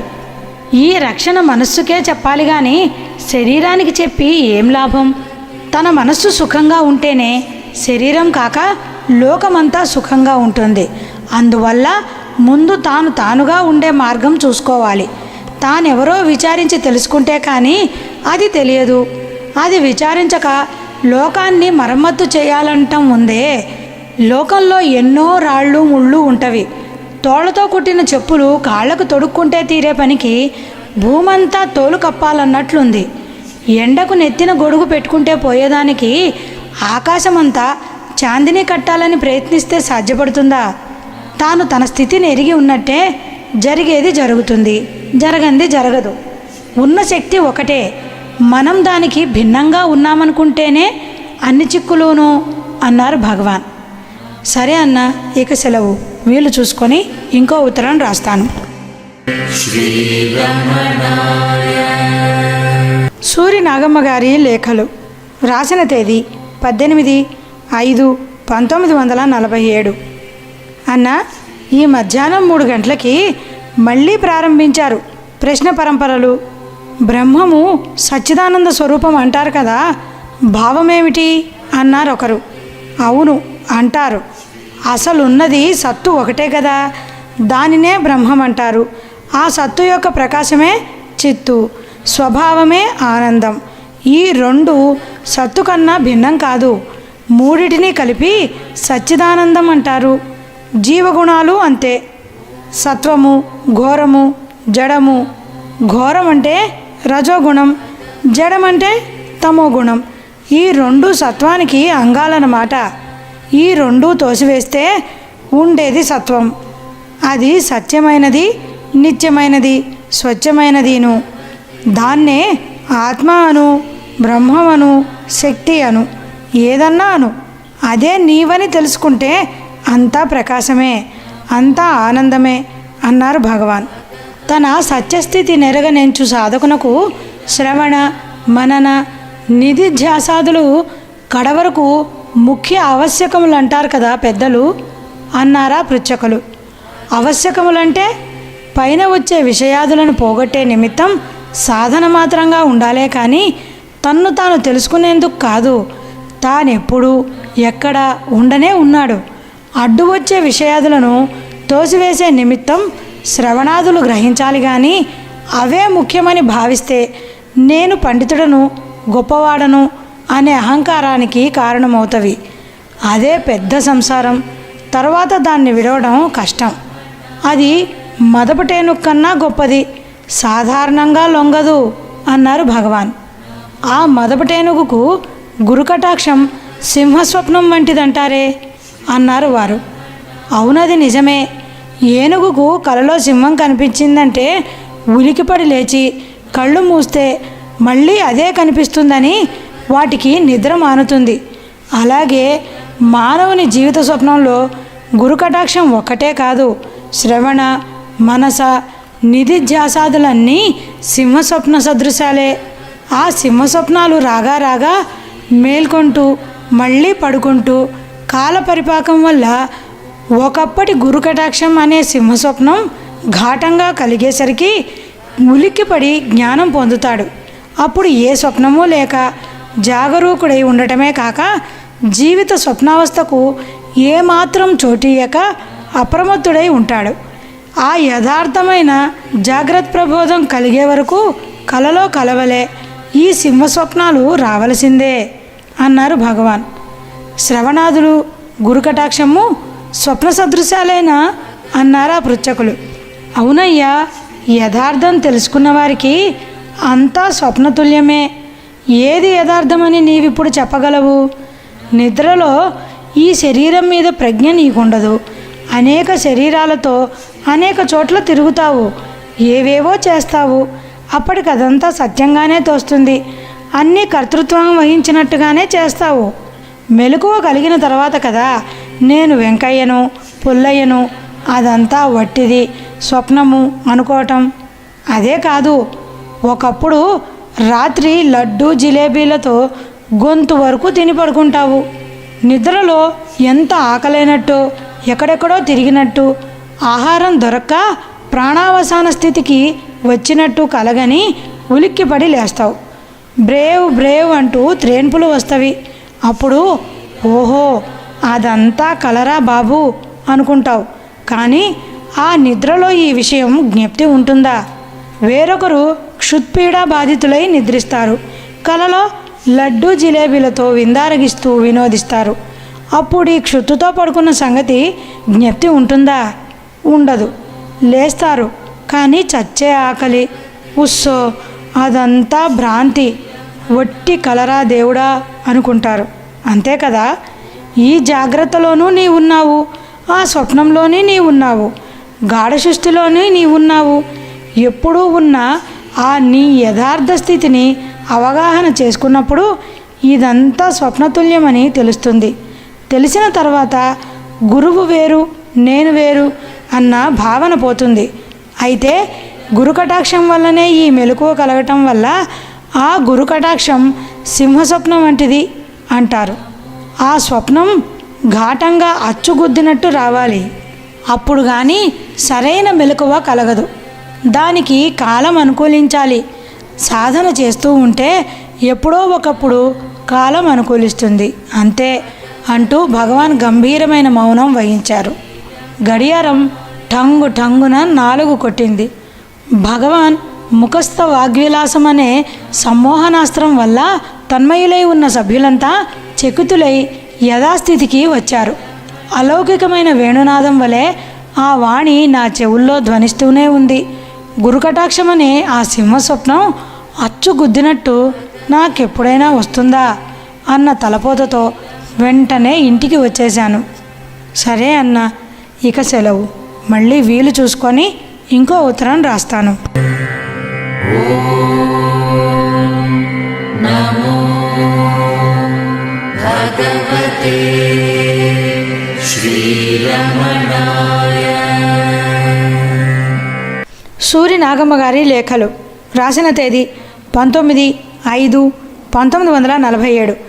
అన్న, ఈ మధ్యాహ్నం శంకర విజయాన్ని గురించిన ప్రసంగం వచ్చి భగవాన్ ఒక భక్తునితో ప్రస్తుతం వాడుకలో ఉన్న శంకర విజయాలన్నిటికీ విలక్షణమైనది విద్యారణ్యులదే కదా అన్నారు. అవును, వారు చాలా మేధా సంపన్నులు కదా, వారి గ్రంథమే ప్రామాణ్యంగా తీసుకుంటారందరూ అన్నారా భక్తులు. భగవాన్ చిరునవ్వుతో అవును, వారి మేధాశక్తి చాలా గొప్పది. వారు శ్రీ విద్యా ఉపాసకులు కదా. శ్రీచక్రాకారంగా పట్టణం నిర్మించాలని హంపీలో ప్రారంభించి విఫల మనోరథులై భవిష్యత్తున ఒక చక్రవర్తి రాగలరని, వారు శ్రీచక్రాకారంగా పట్టణం నిర్మించగలరని రాశారు. ఈ సంగతి కొండ మీద ఉండగా నాయనతో నేనంటే వారొక విచిత్రమైన వ్యాఖ్యానం చేశారు. ఏమనంటే శ్రీచక్రాకృతి షోణశైల వపుషం శ్రీ షోడశార్ణాత్మకం అని అరుణాచలాష్టక స్తోత్రంలో ఉంది, శంకరాచార్య విరచితం. అదేగాక అరుణాచల పురాణంలో ఈ గిరి శ్రీచక్రాకారమని ప్రసిద్ధి. అందువల్ల వెతక్కుండానే మనకు ఈ శ్రీచక్రాకృతి గల స్థానం లభించింది.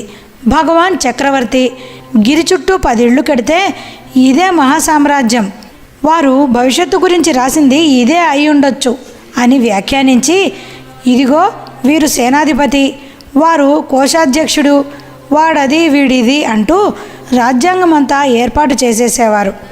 వారిక్కడ ఉండగా అదొక వేడుకగా ఉండేది. అందరూ కూర్చొని ఏమోయ్ ఈ రోజున మన దర్బారుకు ఫలహారం ఏమిటి అనేవారు. అదని ఇదని ప్రోగ్రాం వేసేవారు. అంతా రాజ్యం ఏలుతున్నట్టే. కార్యం నడిపేవారు. ఇదిగో ఈ సుందరేశుడు, ఆ కళ్యాణం అప్పుడు ఇలా ఉండేవారా?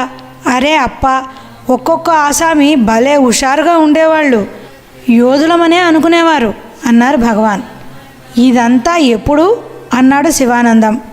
విరూపాక్ష గుహలో ఉండగానే. ఒక్కొక్కప్పుడు కట్టబోయే పట్టణానికి కాగితం మీద ప్లాన్ కూడా వేసేసేవారు నాయన. అందులో నాకు ఒక ప్రత్యేక స్థానం. తర్వాత అన్ని ప్లాన్లు రాజ్యాంగానికి తగినట్టుగా తయారు చేసేసేవారు. రాజు లేడు, రాజ్యం లేదు, ప్లాన్ మాత్రం సిద్ధమయ్యేది. అలా ఎన్ని ప్లాన్లో. రాజేడి, రాజ్యమేది అన్నారు భగవాన్. రాజు లేకేమి, ఎదుటనే ఉన్నారు కదా. అయితే ఈ రాజు కౌపీనధారి, అంతే కదా. ఇప్పుడేం తప్పింది? కొండ చుట్టూ ఇళ్ళు కట్టలేదా? భగవాన్ సన్నిధానం రాజస్థానం వల్ల ఉండలేదా? అంతా వారన్నట్టే రాజ్యాంగం నడుస్తూనే ఉంది. మామూలు రాజ్యానికి దీనికి కొంచెం భేదం ఉంటుంది అంతే అన్నారు నాయన శిష్యులైన సుబ్బారావు గారు. అది సరి, మహారాజుది మహాజ్ఞానిది ఒకటే దశ అని నాయన కూడా అంటూ ఉండేవారు. తథాగతుని గురించి కాలజ్ఞానులు ఇతడు చక్రవర్తి అయినా కావాలి, లేక జ్ఞాన సంపన్నుడైన సన్యాసి అయినా కావాలని అంటే ఎక్కడికి పోనీయక అంతఃపురంలోనే ఉంచి భోగలంపటిని చెయ్యాలని తండ్రి ఎంతో తంటాలు పడ్డాడు. కడకు వారేదో నెపంతో ఎలాగో బయటికి వెడితే లోకంలో ఉన్న కష్టమే గోచరించింది. పారిపోయి సన్యసించారు. ఏదో ఒకటి అన్నారు భగవాన్. సరే అన్న, ఇక సెలవు. వీలు చూసుకొని ఇంకో ఉత్తరం రాస్తాను. నమో భగవతే శ్రీరమణాయ. సూర్య నాగమ్మ గారి లేఖలు. రాసిన తేదీ 21/5/1947. అన్న, నిన్న ఉదయం 8 గంటలకు ఆర్య విజ్ఞాన సంఘంలో పనిచేస్తూ భగవాన్ శిష్యకోటిలో చేరిన డాక్టర్ సయ్యద్ శ్రీవారి దర్శనార్థం వచ్చి భగవాన్ను ఇలా ప్రశ్నించారు. లోకమంతా ఆత్మస్వరూపమేనని భగవాన్ సెలవిస్తారే, ఇన్ని కల్లోలాలు ఎందుకు గోచరిస్తున్నవి ఈ లోకంలో అని. భగవాన్ ప్రసన్నవదనంతో అదే మాయ. వేదాంత చింతామణిలో ఆ మాయను 5 విధాలుగా చెప్పారు. ఆ గ్రంథం కన్నడ భాషలో నిజగుణయోగి అనేవారు రాశారు. అందులోని వేదాంత పరిచ్ఛేదం వేదాంత భాషకొక లక్షణ గ్రంథం వంటిదని చెప్పవచ్చు. దానికి తమిళ అనువాదం కూడా ఉంది. తమస్సు, మాయ, మోహం, అవిద్య, అనిత్యం అని మాయకు 5 పేర్లు.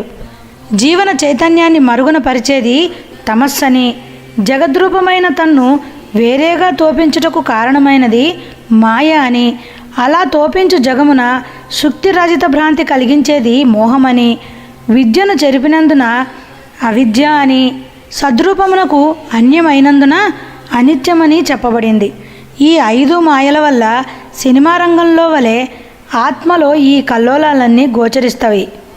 ఈ మాయను తొలగించేందుకే లోకమంతా మిథ్య అని చెప్పబడింది.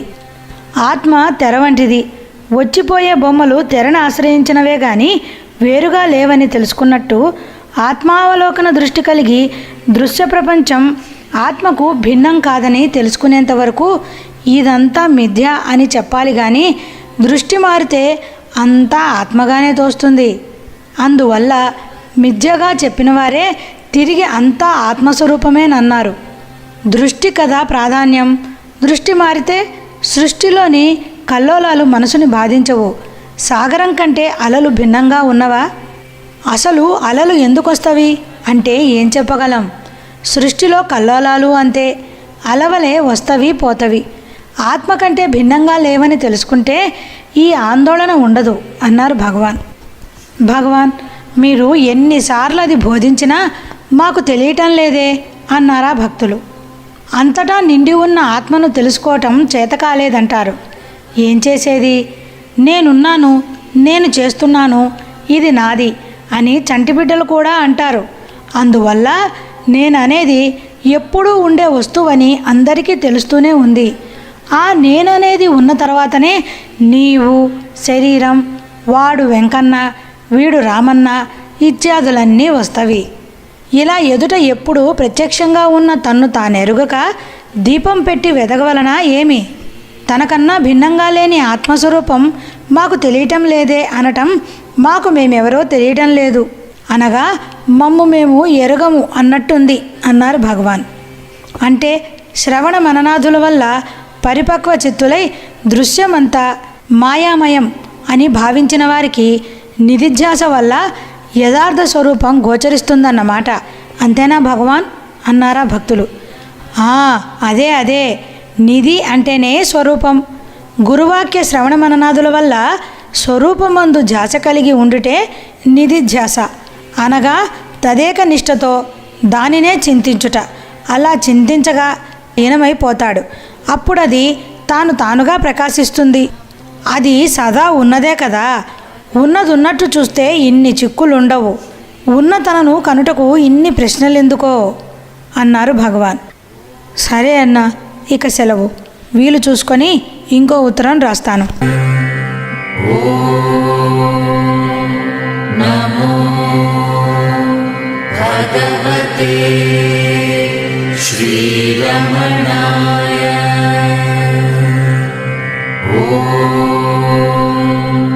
నమో భగవతే శ్రీరమణాయ. సూరి నాగమ్మ గారి లేఖలు రాసిన తేదీ 23/5/1947. అన్న, ఈ ఉదయం 8 గంటలకు కాషాయాంబరధారులొకరు వచ్చి, స్వామి, మనోనిగ్రహానికి అజపమంత్రం జపిస్తే మంచిదా, ఓంకారమా, ఏది ఉపయోగకారమో సెలవీయగలరు అన్నారు. అజపమంటే ఏమని మీ భావం? సోహం సోహం అని నోటితో జపిస్తే అజపం అవుతుందా? అజప అంటే వాక్కుతో ఉచ్చరించకనే తనంతట తానుగా జరిగే జపాన్ని తెలుసుకొనట అన్నమాట. అసలు జపతత్వం గ్రహించక వేళ్ళు లెక్కబెడుతూనో జపమాల తిప్పుతూనో నోటితో సోహం సోహం అంటూ అక్షరలక్షలు జపించుటేనని భావిస్తారు. జపానికి ముందు ప్రాణాయామే వినియోగ అని చెప్పే ఉన్నారు. ముందు ప్రాణాయామం చేసి మంత్రం జపించమని అర్థం. ప్రాణాయామం అంటే నోరు ముయ్యమనే కదా. ప్రాణ నిరోధం వల్ల పంచభూతాలను బంధిస్తే ఉన్న తత్వమే మిగులుతుంది. అది అహమహమని సదా తానుగా జపిస్తూ ఉంటుంది. అదే అజపం. ఆ తత్వం అవగతం చేసుకొనుట అజపం. కానీ నోటితో జపించేది అజపం ఎలా అవుతుంది? ఎడతెగని ఆజ్యధార వలె తానే జపించే సత్యవస్తు సందర్శనమే అజప. గాయత్రి అన్నీను ఉపనయన కాలమందే అంగన్యాస కరన్యాసాది దిగ్బంధాలతో ప్రాణాయామం ఉపదేశించి అభ్యాస పరిపకానుసారం అజప గ్రహింపమన్నారు. అది విచారించక అజపం అంటారు. ఓంకారము అంతే. ఓం అనేది అంతటా నిండిన పరిపూర్ణ వస్తువేనాయే. దాన్ని వాక్కుతో ఎలా జపించటం? ఓం ఇచ్చేక అక్షరం బ్రహ్మం అద్వితీయం సనాతనం. ఈ సూత్రం గ్రహించక మూలాధారంలో గణపతికి ఇన్ని వేలని, తదితర చక్రములన్నిటిలోనూ బ్రహ్మకు అన్ని వేలని ఏవో లెక్కలు వేసి పెద్ద పెద్ద గ్రంథాలు రాశారు. జపించేదెవరో ముందు తెలుసుకుంటే జపమేదో తెలుస్తుంది. జపించేవాడెవడని వెతికి పట్టబోతే ఆ జపమే తానై కూర్చుంటాడు అన్నారు భగవాన్. నోటితో జపించిన దానికి ఫలితమే లేదా అన్నారు ఇంకొకరు. లేదని ఎవరన్నారు? అది చిత్తశుద్ధికి కారణమవుతుంది. చేయగా చేయగా పరిపక్వత కలిగి ఎప్పటికైనా సరైన దోవ తీస్తుంది. మంచి కానీ చెడ్డ కానీ చేసిందేది వృధా పోదు. కాకుంటే ఒకటి కంటే మరొకటి మేలని అధికారిని అనుసరించి అంతరాలు చెప్పవలసి ఉన్నవి అన్నారు భగవాన్. భగవాన్ రాసిన ఉపదేశసారమే ఇందుకు ప్రమాణం. ఉత్తమస్తవాదుచ్చమందతః చిత్తజం జప ధ్యానముత్తమం అజ్యధారయా శ్రోతసా సమం సరళచింతనం విరలతః పరం. సరే అన్న, ఇక సెలవు. వీలు చూసుకొని ఇంకో ఉత్తరం రాస్తాను. నమో భగవతే శ్రీరమణాయ. సూరి నాగమ్మ గారి లేఖలు రాసిన తేదీ 28/5/1947. అన్న, భగవాన్ సన్నిధిలో పళ్ళు పిండి వంటలు తెచ్చి ఎదుటన పెట్టడం, తామే విస్తట్లో వడ్డించడం, తెచ్చినప్పుడే హాల్లో అందరి ఎదుట తినమని బలవంతపరచడం సహజంగా జరుగుతూనే ఉంటవి. కొత్తవారైతే సరే కానీ పాతవారైతే ఇంకేం నైవేద్యమైంది కర్పూరం కూడా వెలిగిస్తారా ఏం అని, ఇది మేమే తెచ్చామని అందరికీ తెలియాలి కాబోలు అని పెట్టినప్పుడు తిని చెప్పినప్పుడు వింటే తప్ప స్వామిత్వం రాదా అని అప్పుడప్పుడు భగవాన్ అంటూ ఉండటమే గాక, చొరవగల వాళ్ళైతే వచ్చిన పని చూసుకోక ఇదంతా ఎందుకు అని మందలించడం కూడా కద్దు. 1 సంవత్సర కాలం కావస్తుందనుకుంటాను. ఒకనాటి ఉదయం ఫలహార సమయానికి జొన్నపేలాలు తెచ్చి వంటింటి వారికి అప్పచెప్పి ఊరుకున్నాను. అయితేనేమి హాలుకు వెళ్ళగానే నేను అన్ని రకాల ధాన్యం తినే ఉన్నాను, ఇదంతా పెట్టుకుని ఎందుకు శ్రమపడ్డం అని మందలించారు భగవాన్. నాటి నుండి నేనేమీ చేసి ఇవ్వటం లేదు. ఈ మధ్య నీవు పంపిన అత్తిపళ్ళు బిళ్ళలు అందరి ఎదుట ఇస్తే ఏమంటారోనని భగవాన్ సేవకులకు చాటుగా చెప్పి ఇచ్చాను. వారు సమయం చూసి భగవాన్కి ఇచ్చారు. అప్పుడేమీ అనలేదు. కానీ 4-5 రోజుల క్రితం ఏం జరిగిందనుకున్నావు? మధ్యాహ్నం 2:30 గంటలకి వెళ్ళాను. భగవాన్ దగ్గర సేవకులు తప్ప ఎవ్వరూ లేరు. ఉడతలు సోఫా మీద పాకుతూ మారం చేస్తున్నవి. భగవాన్ డబ్బా దులుపుతూ లేదురా లేదు అని నా వైపు చూసి, జీడిపప్పు అయిపోయింది, వేరుశనగపప్పు వీరికి పొసగదు, ఏం చేసేది అన్నారు. ప్రశ్నాసూచకంగా సేవకుల వైపు చూశాను. సామాన్ గదిలో కూడా లేదుట అన్నారు వారు. ఉడతలా మారం మానవు. నాకు ఊరుకోవడానికి బుద్ధి పుట్టలేదు. తెప్పిస్తే ఏమంటారోనని భయం. సాయంత్రం ఎవరో టౌన్కు వెడుతుంటే 10 పలాల పప్పు తెమ్మని డబ్బిచ్చాను. తెచ్చిన వారు అప్పుడే ఇవ్వక మరనాడు ఉదయం 9 గంటలకు ఇచ్చారు. ఎదురుగా ఇస్తే ఏమంటారో అని 9:15కు భగవాన్ బయటికి వెళ్ళడం చూసి కృష్ణస్వామికి పొట్లం ఇచ్చాను. మధ్యాహ్నం ఏం జరిగిందో తెలియదు. 2:30 గంటలకు వచ్చి 4 గంటల వరకు ఉన్నాను. ఈ ప్రసక్తి రాలేదు.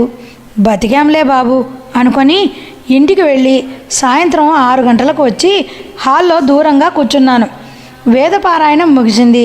కృష్ణస్వామి డబ్బాలో నేను ఇచ్చిన జీడిపప్పు చదువుతున్నారు. భగవాన్ చూసి ఆ పప్పు ఎవరిచ్చారు అని అడిగారు. నాగమ్మ అన్నాడు అతను. ఎప్పుడు అన్నారు భగవాన్. 9:30కు భగవాన్ బయటికి వెళ్ళినప్పుడు అన్నారు కృష్ణస్వామి. అలాగా, ఇచ్చేది ఎదురుగానే ఇవ్వరాదు, చాటెందుకు? భగవాన్ కోపడతారని భయం. ఇంకా ఈ చేష్ట విడవలేదు. ఆ సుబ్బలక్ష్మికి ఇదే చెప్పింది కాబోలు. ఆమె కూడా ఇంతకు ముందే జీడిపప్పు తెచ్చి కిటికీలో నుంచే చాటుగా సత్యానందానికి ఇచ్చి చక్కా పోయింది. పైగా అత్త ఇవ్వమన్నదని సాకు చెప్పింది. అత్త ఇచ్చిందంటే నేనేమీ అననని దాని మీదికి తోసివేసింది. ఇవే ఒక్కొక్కరి చేష్టలు. వచ్చిన పని చూసుకోక ఇదంతా ఎందుకో. స్వామిని ఏమార్చాలని చూస్తారు, మనమే ఏమారిపోతున్నామని తెలుసుకోవటం లేదు. ఎన్నాళ్ళైనా ఇవి పోలేదే, అందుగా వచ్చింది అని మేఘగంభీర ధ్వనితో గర్జించారు భగవాన్. కూర్చున్నదాన్ని కూర్చున్నట్టు చిత్రప్రతిమ వల్లే అయిపోయాను. సుబ్బలక్ష్మికి నేను చెప్పలేదు, ఆమె ఇచ్చింది తెలీదు. కానీ ఆ మాటల వల్ల జ్ఞప్తికి వచ్చి గురుకటాక్షం అనే సింహస్వప్నం అంటే ఇటువంటిదే కాబోలు అనుకున్నాను. గడియారం టంగున ఒక్కసారిగా కొట్టింది. ఉలికిపడి చూతును కదా, 6:30 అయ్యింది. ఆడంగులు ఉండదగిన వేళ అంతటితో సరికదా. అందరూ చల్లగా జారుకుంటున్నారు. ఎలాగో లేచి నమస్కరించాను.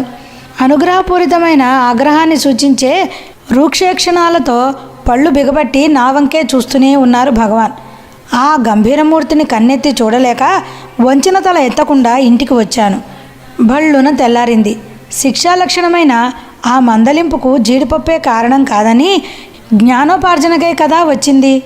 ఆ వచ్చిన పనిని మరిచి సంచరించిన విషయాలు ఇంకా ఎన్నో ఉన్నవని గ్రహించి మనసులో క్షమాపణ వేడుకున్నాను. ఉదయాత్పూర్వమే లేచి త్వరగా కాలకృత్యాలు ముగించుకొని ఆశ్రమానికి వెళ్ళి హాల్లో అడుగు పెట్టగానే మందహాసంతో మా కేసు విచారణకు తెచ్చారు భగవాన్. సుబ్బలక్ష్మమ్మకు నేను చెప్పలేదని, భర్తగారి షష్ఠిపూర్తికి తెచ్చిన పప్పు మిగిలితే ఉడతలకివ్వమని అలిమేలత్తే ఇచ్చిందని తేలింది. అలాగా, ఇప్పుడు కథ వేరుగా మారిందే. అయితే మాత్రం చాటెందుకు? పోనీలే, ఏదో అయ్యింది అంటూ ప్రసంగం మార్చి మాటలతో మాయగప్ప చూచారు భగవాన్. నాకు మాత్రం ఇంతవరకు మరుపు రాలేదు. ఆశయా భజ్యతే లోకో కర్మణా బహుచింతయ ఆయుక్షీణం నజానాతి తస్మాత్ జాగ్రత్త జాగ్రత్తః అన్న పెద్దల వాక్యం విస్మరించి కాలవేగం గమనించక కాలయాపన చేస్తున్నదే బిడ్డ అన్న పరితాపంతో పలికిన ఆ పలుకులు, చూసిన ఆ చూపులు నా హృదయ ఫలకంలో ముద్ర వేయబడినవే అన్న. ఆ సంఘటన ఏమని రాయగలను? జ్ఞానదాత కదా భగవానుడు. సరే అన్న, వీలు చూసుకొని ఇంకో ఉత్తరం రాస్తాను. సెలవు. నమో భగవతే శ్రీరమణాయ. సూర్యనాగమ్మ గారి లేఖలు. రాసిన తేదీ 5/6/1947.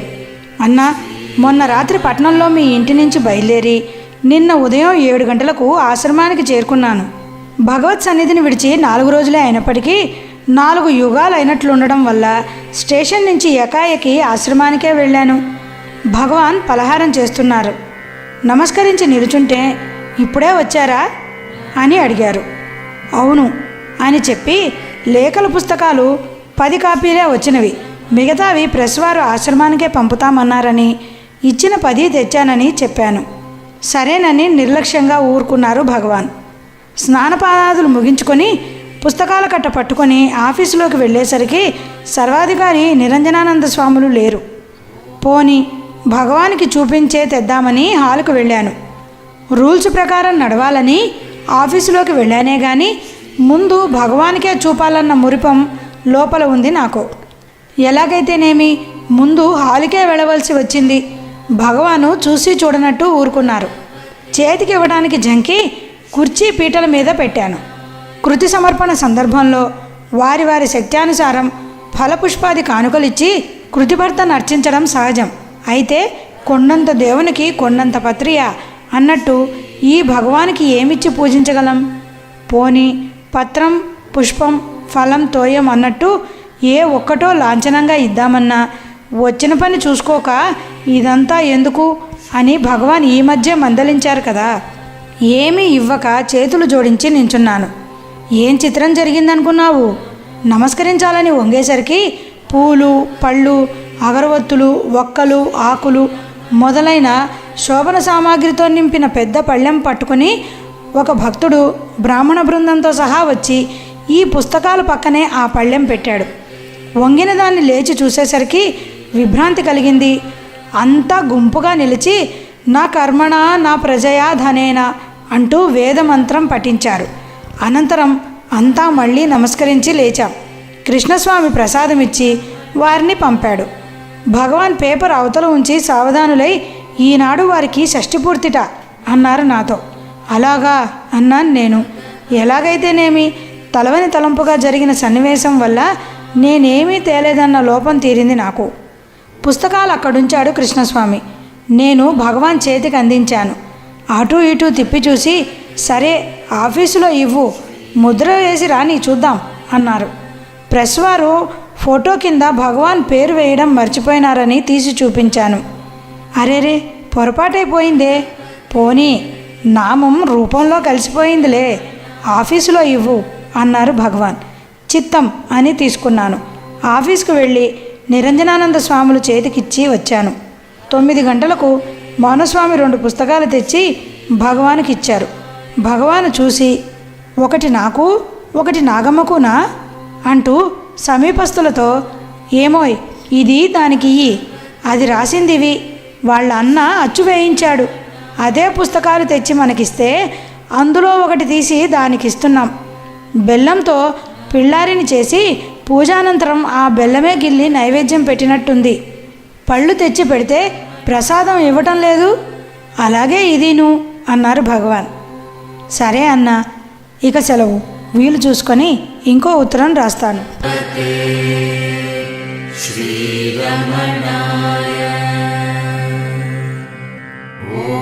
సూర్య నాగమ్మ గారి లేఖలు. రాసిన తేదీ 20/6/1947. అన్న, 4-5 రోజుల క్రితం ఆశ్రమంలో మాధవస్వామి నోట్బుక్ ఒకటి దొరికింది. శ్రీవారది చూస్తూ ఉంటే తాము ఎప్పుడో రాసిన తమిళ పద్యం ఒకటి కంటపడింది. మలయాళపు అక్షరంలో ఉన్న ఆ పద్యం అరవ అక్షరంలో రాస్తూ దాని భావం మాకిలా చెప్పారు భగవాన్. మనుషులకు జ్ఞానం కలిగిన వెనుక ఈ శరీరంపై లక్ష్యం ఉండదు. ఎంత చక్కని విస్తరి కానీ భోజనానంతరం విసిరి పారేసినట్టు ఈ భౌతిక శరీరం జ్ఞానోదయానంతరం ఎప్పుడు పారవేద్దామా అని చూస్తాడు. అదే ఈ పద్యంలో సారాంశం. ఏ కారణం వల్ల భగవాన్ ఈ పద్యం రాశారో అన్నారు ఒక భక్తులు. తమిళ భాషలో ప్రభులింగలీల అనే ఒక గ్రంథంలో ఇదే భావం 4 పాదాలు పద్యంగా ఉండడం చూసి సంగ్రహంగా రాస్తే మంచిదని తోచింది. ఈ చిన్న గీతం రాశాను, 2 పాదాలది అని చెప్పి దానిని తమిళాక్షరంలో రాసి ముగించి, చూడండి ఈ ఎంగిలాకు ఉపమానాలు ఎందరు చెప్పారో. ఎంత బాగా కుట్టిన విస్తరైనా భోజనం అయ్యేవరకే, తర్వాత దాని ఎందు లక్ష్యం ఉంటుందా? వెంటనే పారవేస్తాం. ధనవంతులైతే వెండితో చేయించి బంగారు పూలు వేస్తారు. భగవంతుడిచ్చిన చేతులుండగా అవన్నీ ఎందుకో? నేను కొండ మీద ఉండగా ఒకరు వెండి విస్తరి చేయించి తెచ్చి, స్వామి దీనిలో భోజనం చెయ్యాలి అన్నారు. నాకెందుకని పంపేశాను. ఏమో, చేతిలో వేయించుకొని తింటే తీరేదానికి వెండి బంగారము ఎందుకు? నేను చాలా కాలం విస్తరి వేయించుకొని తిననే లేదు. ఎవరన్నా ఆహారం తెస్తే ఇలా చెయ్యి చాచి చేతిలో వేస్తే తినేవాణ్ణి. ఈ మధ్య కదా ఆకులో భోజనం అన్నారు భగవాన్. అందుకే కరతరామరసేన సుపాత్రావత అని గణపతి ముని స్తుతించారు అన్నారు ఒకరు.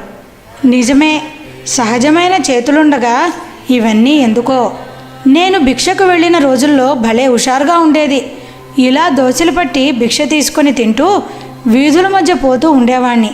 తినటం అయిపోతే చెయ్యి నాకుతూ పోయేవాణ్ణి. ఏదీ లక్ష్యం ఉండేది కాదు.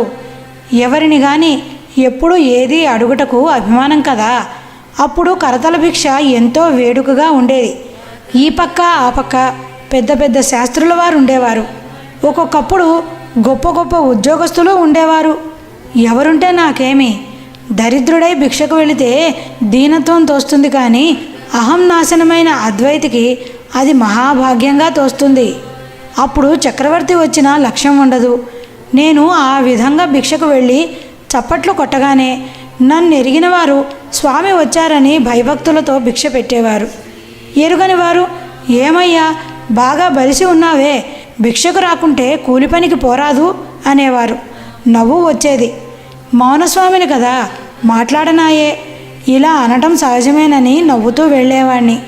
వాళ్ళన్న కొద్దీ సరదా ఎక్కువయ్యేది నాకు. అదొక వేడుక సుమా. భగీరథుడు గంగను భూమికి రప్పించక పూర్వం జరిగిన కథ అంతా వాసిష్టంలో ఉంది. వారు చక్రవర్తులు కదా, వారికి ఆత్మ జిజ్ఞాస వల్ల ఆ రాజకీయం భారంగా తోచింది. సద్గురుని సలహాను అనుసరించి యాగమనే నెపంతో ధనధాన్యాదులన్నీ దానమిచ్చారు. రాజ్యం ఎవ్వరూ అంగీకరించలేదు. పక్కనే వేచి ఉన్న శత్రురాజును పిలిచి స్వరాజ్యం ధారాదత్తం చేశారు. ఇక దేశ పరిత్యాగం చెయ్యాలి. అర్ధరాత్రి మారువేషంతో పలాయనం అంగీకరించి పరదేశంలో తమను ఇతరులు గుర్తించకుండా అక్కడక్కడ దాక్కొని రాత్రి రాత్రి భిక్షాటనంతో కాలం గడుపుతూ కొన్నాళ్లకు పగలే బిచ్చమెత్తి అభిమానరహితమైన మనఃపరిపాకం కలిగిందని నిశ్చయించారు. ఆ తర్వాత స్వదేశమేలపోరాదు అని అక్కడికి వచ్చి భిక్షాటన సాగించారు. ప్రజలు గుర్తింపనట్టుగా కొన్నాళ్ళుండి కరతల భిక్ష గ్రహిస్తూ అన్ని చోట్ల తిరిగి మన అంతఃపురం అన్న అభిమానం ఎందుకని ఒకనాడు అక్కడికే వెళ్ళారు. కావలివారు గుర్తించి మహారాజు వచ్చారని ఆదరాభిమానాలు చూపి వణుకుతూ అప్పటి రాజుకి విన్నవించారు. వారు ఆత్రంతో వచ్చి రాజ్యం గ్రహింపమని ప్రార్థిస్తే సుతరాము ఒప్పుకోలేదు. భిక్ష పెడతావా లేదా అన్నారు. వారికి ఇక విధి లేక భిక్ష పెడితే మహా సంతోషంతో గ్రహించి వెళ్ళారు. ఆ తర్వాత ఏదో నెపంతో ఏదో రాజ్యానికి రాజయ్యి తమ రాజ్యమేలే రాజు గతిస్తే ప్రజల ప్రార్థనను అనుసరించి దానిని పరిపాలించారట. ఆ కథ అంతా వాసిష్టంలో విపులంగా ఉంది. మొదట భారంగా తోచిన రాజ్యం అప్పుడేమీ బాధించలేదుట. ఇంతకు చెప్పవచ్చేది ఏమిటంటే భిక్ష యొక్క సుఖం వారికే తెలుస్తుంది. దరిద్రుడై భిక్షమెత్తటం ఎంగిలాకుల్లో మెతుకులు ఏరి తినడం ఘనం కాదు. చక్రవర్తి భిక్షం ఎత్తాడంటే ఆ భిక్ష యొక్క ఘనం చెప్పాలా? భిక్ష అంటే ఆ భిక్ష కానీ ఇప్పటి భిక్షలా ఏమి? ఇప్పుడిక్కడ భిక్ష అంటే వడ పాయసం తప్పదు. కొన్ని మఠాల్లో మరీ గొడవలు. పాదపూజలకే పైసా తెమ్మంటారు. మాట్లాడుకున్న మొత్తం అక్కడ పెడితే గాని ఔపోషణం పుచ్చుకోమంటారు. మహత్తరమైన ఆ కరతల భిక్ష యొక్క తాత్పర్యం ఈ తీరున పరిణమించింది అన్నారు భగవాన్.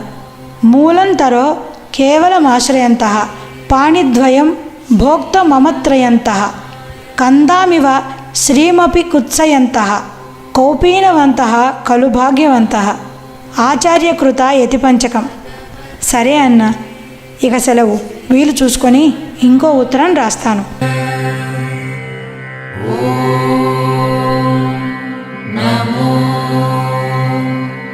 సూరి నాగమ్మ గారి లేఖలు. రాసిన తేదీ 21/6/1947.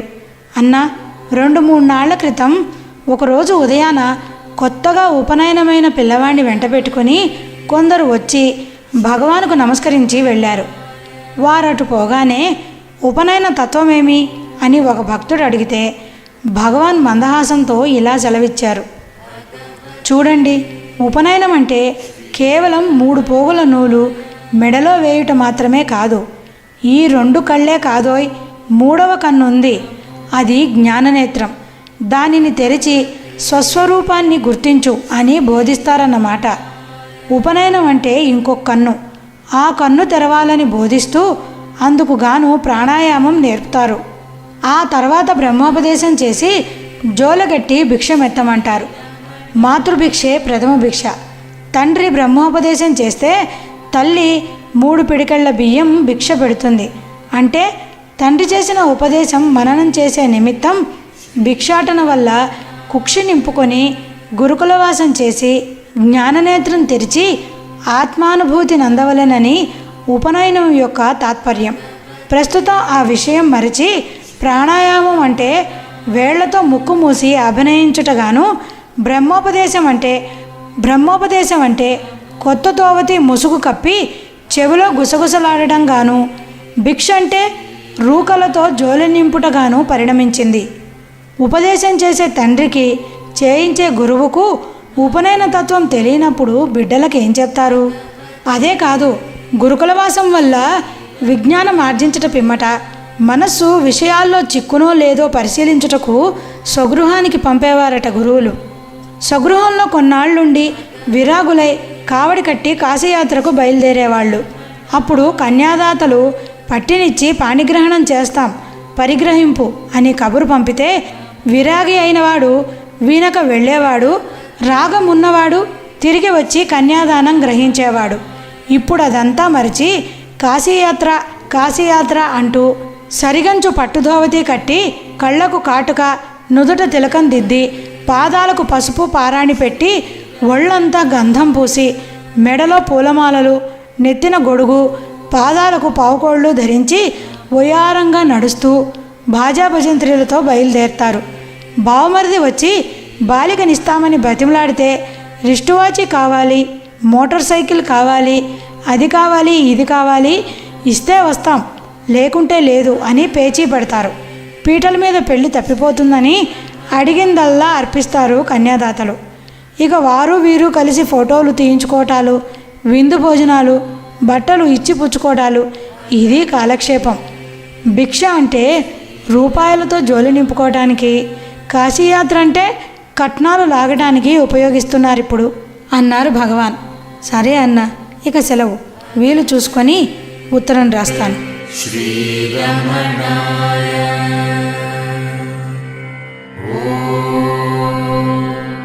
నమో. సూరి నాగమ్మ గారి లేఖలు. రాసిన తేదీ 27/6/1947.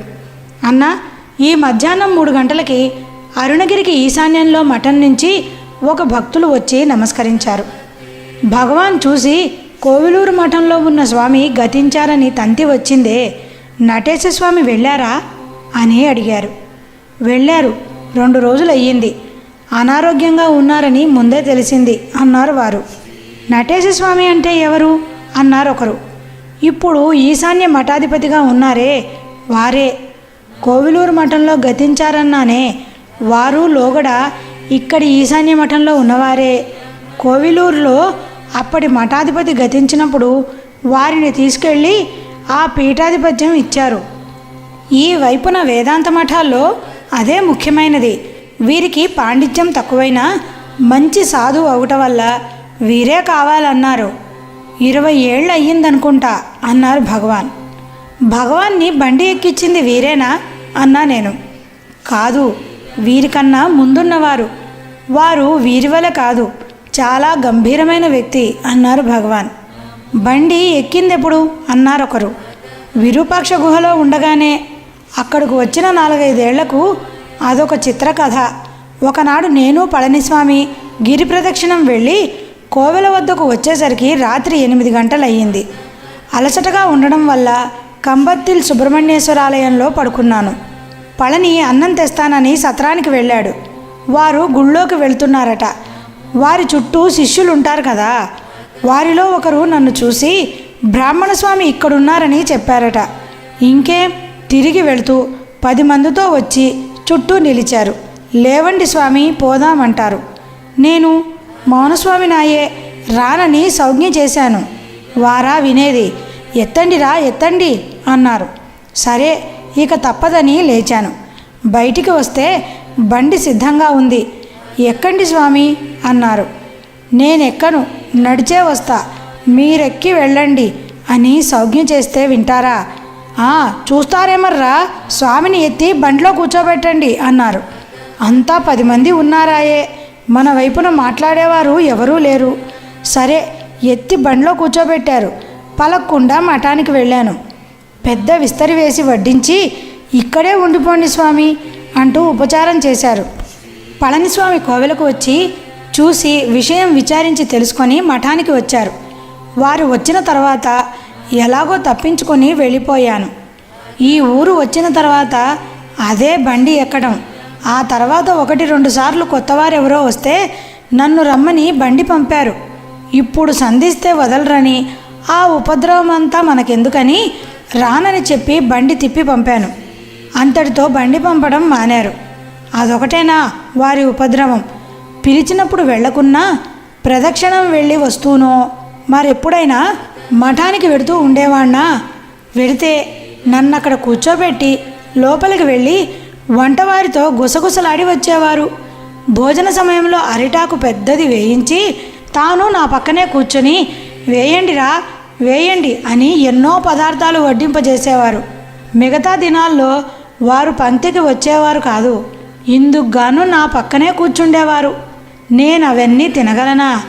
కాస్త రుచి చూసి లేచి వెళితే ఆ శేషం అన్ని పదార్థాలలో కలిపి స్వామి ప్రసాదం అని తినేవాళ్ళట. 2-3 సార్లు అది గమనించి ఇది కాదని బుద్ధి పుట్టినప్పుడు చెప్పకుండా వచ్చి పచ్చయ్యమ్మన్ కోవెల్లోనో ఎక్కడో ఉండి నైవేద్యపు గంట కొట్టగానే వెళ్ళి వీధి గుమ్మంలో నిలిచి ఆ నివేదన చేసిందే తెమ్మంటే తెచ్చేవాళ్ళు. దోసిట్లో వేయించుకొని తినేవాణ్ణి. దానిలో ఉప్పు కూడా ఉండేది కాదు. ఏదైతేనేం ఆకలి తీరడం ప్రధానం కదా. ఆ మఠాధిపతి మేడ మీదనే ఉంటూ ఉండడం వల్ల కొన్నాళ్ళు ఇది తెలియలేదు. ఒకనాడు అకస్మాత్తుగా వారి కంటపడింది. ఎవరు రా స్వామికి మర్యాద చేయక ఉప్పులేని ఆహారం ఇచ్చిందని కోపగించుకున్నారు. తర్వాత విషయం విచారించి తెలుసుకొని పై ఉపద్రవం మానారు. ఇప్పుడు గతించారే వీరు మాత్రం అలా కాదు, మహాసాధువు. అందరితో పాటు నా పక్కనే కూర్చుని తినేవారు. అందరి వల్లనే నాకు పెట్టించేవారు అన్నారు భగవాన్. అప్పుడు ఒకసారి భగవాన్ ప్రవచనం కూడా చేశారంట కదూ అన్నారు ఒకరు. అవును, ఇప్పుడు గతించిన వారు ఉండగానే వారు పాఠం చెబుతుండగా వెళ్ళాను ఒకసారి. మర్యాద చేసి కూర్చోబెట్టారు. కానియండి పాఠం అన్నాను. స్వామి ఎదుటనా నేను పాఠం చెప్పేది? స్వామే చెప్పాలి, తప్పదు అని గీతాసారం తెప్పించి శిష్యుడి చేత చదివించి చెప్పమన్నారు. ఇక తప్పదని అర్థం చెప్పాను అన్నారు భగవాన్. రామచంద్ర అయ్యరు తాతావారింటికి ఒకసారి పిలుచుకొని వెళ్ళామని విన్నామే అన్నారు వారు. అది ఇంకా ముందే 1896లో నేనప్పుడు గోపుర సుబ్రహ్మణ్యేశ్వరాలయంలో ఉన్నాను. వారు నిత్యం నా వద్దకు వచ్చి కాసేపు కూర్చొని వెళ్ళేవారు. నేను మౌనం కదా, మాటామంతి లేదు. అయినా వారికి అమిత భక్తి. ఒకరోజు వారింటికి ఎవరినో విందుకు పిలిచారట. మధ్యాహ్నం భోజనానికి ముందే ఇంకొకరిని వెంట పెట్టుకుని నా వద్దకు వచ్చారు. చెరొక పక్క నిలిచి, స్వామి లేవండి పోదాం అన్నారు. ఎందుకని సౌజ్ఞ చేశాను.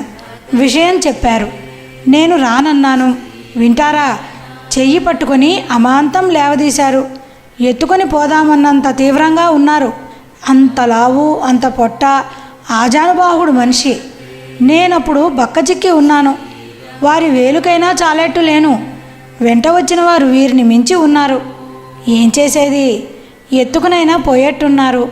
చాలా భక్తితో పిలుస్తున్నారని తెలుసు. ఇక వాదించి లాభం లేదని నేనే నడిచి వెళ్ళాను. సింహద్వారం వద్ద నుంచే ఎన్నో మర్యాదలతో లోపలికి తీసుకుని వెళ్ళి అరిటాకులో భోజనం సుష్టుగా పెట్టి పంపారు. ఇక్కడ గృహస్థుల ఇళ్లల్లో ఆకు వేసుకొని తిన్నది ఆ ఒక్క ఇంట్లోనే అన్నారు భగవాన్. సరే అన్న, ఇక సెలవు. వీలు చూసుకొని ఇంకో ఉత్తరం రాస్తాను. భగవతే శ్రీరమణాయ. సూరి నాగమ్మ గారి లేఖలు. రాసిన తేదీ 28/6/1947. అన్న, 4-5 రోజుల క్రితం ఈ ఊళ్ళో వైశ్య సంఘం సమావేశం జరిగింది. ఆంధ్రదేశం నుంచి వైశ్య ప్రముఖులు అనేకులు వచ్చారు. మొన్న ఉదయం వారంతా ఆశ్రమానికి వచ్చి అందులో ప్రముఖులైన వారొకరు భగవాన్ను ఉద్దేశించి, స్వామి, దేవుడే జీవుడైనాడు కదా, జీవుడికి కలిగే దుఃఖం దేవుడికి ఉంటుందా? జీవుడికి కలిగే దుఃఖం దేవుడికి అంటునా లేదా అని ప్రశ్నించారు. భగవాన్ వెంటనే బదులియ్యక మౌనం వహించారు. వారు కొంచెం ఆగి, జవాబు చెప్పే వరకు ఉండమంటారా స్వామి అన్నారు. ఆ అడిగేదెవరు అన్నారు భగవాన్. జీవుడు అన్నారు వారు. ఆ జీవుడెవరు? ఎలా ఉంటాడు? ఎక్కడ పుడతాడు? ఎక్కడ లయిస్తాడు అని విచారించి తెలుసుకుంటే జీవుడని చెప్పబడేవాడే దేవుడవుతాడు. అప్పుడు జీవునికి కలిగే దుఃఖం దేవునికి అంటునో లేదో తెలుస్తుంది. తెలిస్తే ఏదీ బాధించదు అన్నారు భగవాన్. అదే తెలియటం లేదే అన్నారు వారు. తన్ను తెలుసుకోవడానికి ప్రయత్నం అనవసరం. నిద్రలో నీవున్నావు కానీ ఈ దృశ్యమంతా అణిగి ఉంది. లేస్తావు, అవన్నీ వస్తవి. నీవు మాత్రం అప్పుడు ఉన్నావు, ఇప్పుడు ఉన్నావు. ఈ పైన వచ్చిందే తోసివేయాలి అన్నారు భగవాన్. ఎలా తోసివేయటం అన్నారు వారు. తాను ఉన్నట్లుంటే అదే పోతుంది.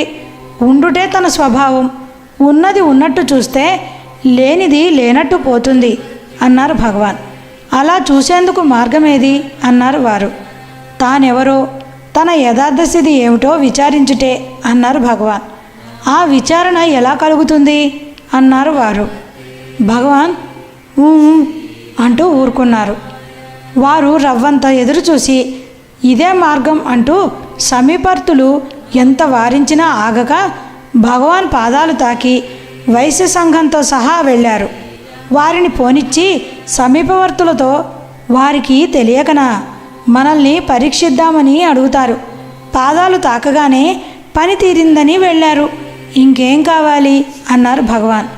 నెల్లూరు జిల్లా నుంచి వచ్చిన ధనవంతుడకు రెడ్డి ఒకరు, స్వామి, ఆనందమే ఆత్మ అంటారే, ఆనందం అంటే దుఃఖరహితమైనదే కదా. అయితే జీవుడు ఆ ఆనందాన్ని పొందినప్పుడు దుఃఖం తెలియకుండా ఉంటుందా అన్నారు. దుఃఖం ఉంటేనే ఆనందం ఉంటుంది. ఇది దుఃఖమని తెలిస్తే కదా అది ఆనందమని తెలియటానికి. దుఃఖం తెలియనప్పుడు ఆనందం మాత్రం ఎలా తెలుస్తుంది? తెలుసుకునేవాడు ఉన్నంత వరకు రెండూ ఉండేవే. వస్తువు సుఖదుఖాతీతం. అయితే వస్తువుకు సుఖమనే పేరు. ఏమంటే సదసత్తులకు అతీతం సత్తు, జ్ఞానాతీతం జ్ఞానం, విద్యాతీతం విద్య. ఇదే విధంగా ఎన్నో చెబుతారు. మరి చెప్పేందుకేమున్నది అన్నారు భగవాన్. ఉన్నది 40లో భగవాన్ వచనం చూడు. అజ్ఞానము లేక జ్ఞానము లేదు, జ్ఞానము లేక అజ్ఞానము లేదు. అజ్ఞానాజ్ఞానములు ఎవ్వరికని అమ్మొదలైన తన్నుదా తెలియ జ్ఞానమే జ్ఞానమగును. సరే అన్న, ఇక సెలవు. వీలు చూసుకొని ఇంకో ఉత్తరం రాస్తాను. నమో భగవతే श्रीरमणाय సూరి నాగమ్మ గారి లేఖలు రాసిన తేదీ 30/6/1947. అన్న, ఈ మధ్య రమణపురంలో ఉండే ఒక సంపన్నురాలు తమ తోటలో పూసిన బొడ్డుమల్లె పూలు నిత్యం బుట్టతో తీసుకొని వచ్చి సువాసినులందరికీ హాల్లో ఇస్తూ వచ్చింది. భగవాన్ 4-5 రోజులు చూస్తూ ఊరుకున్నారు. ఆమె మానలేదు. ఒకరోజు పూలబుట్ట కుర్చీపీట మీద పెట్టి నమస్కరించి లేచింది.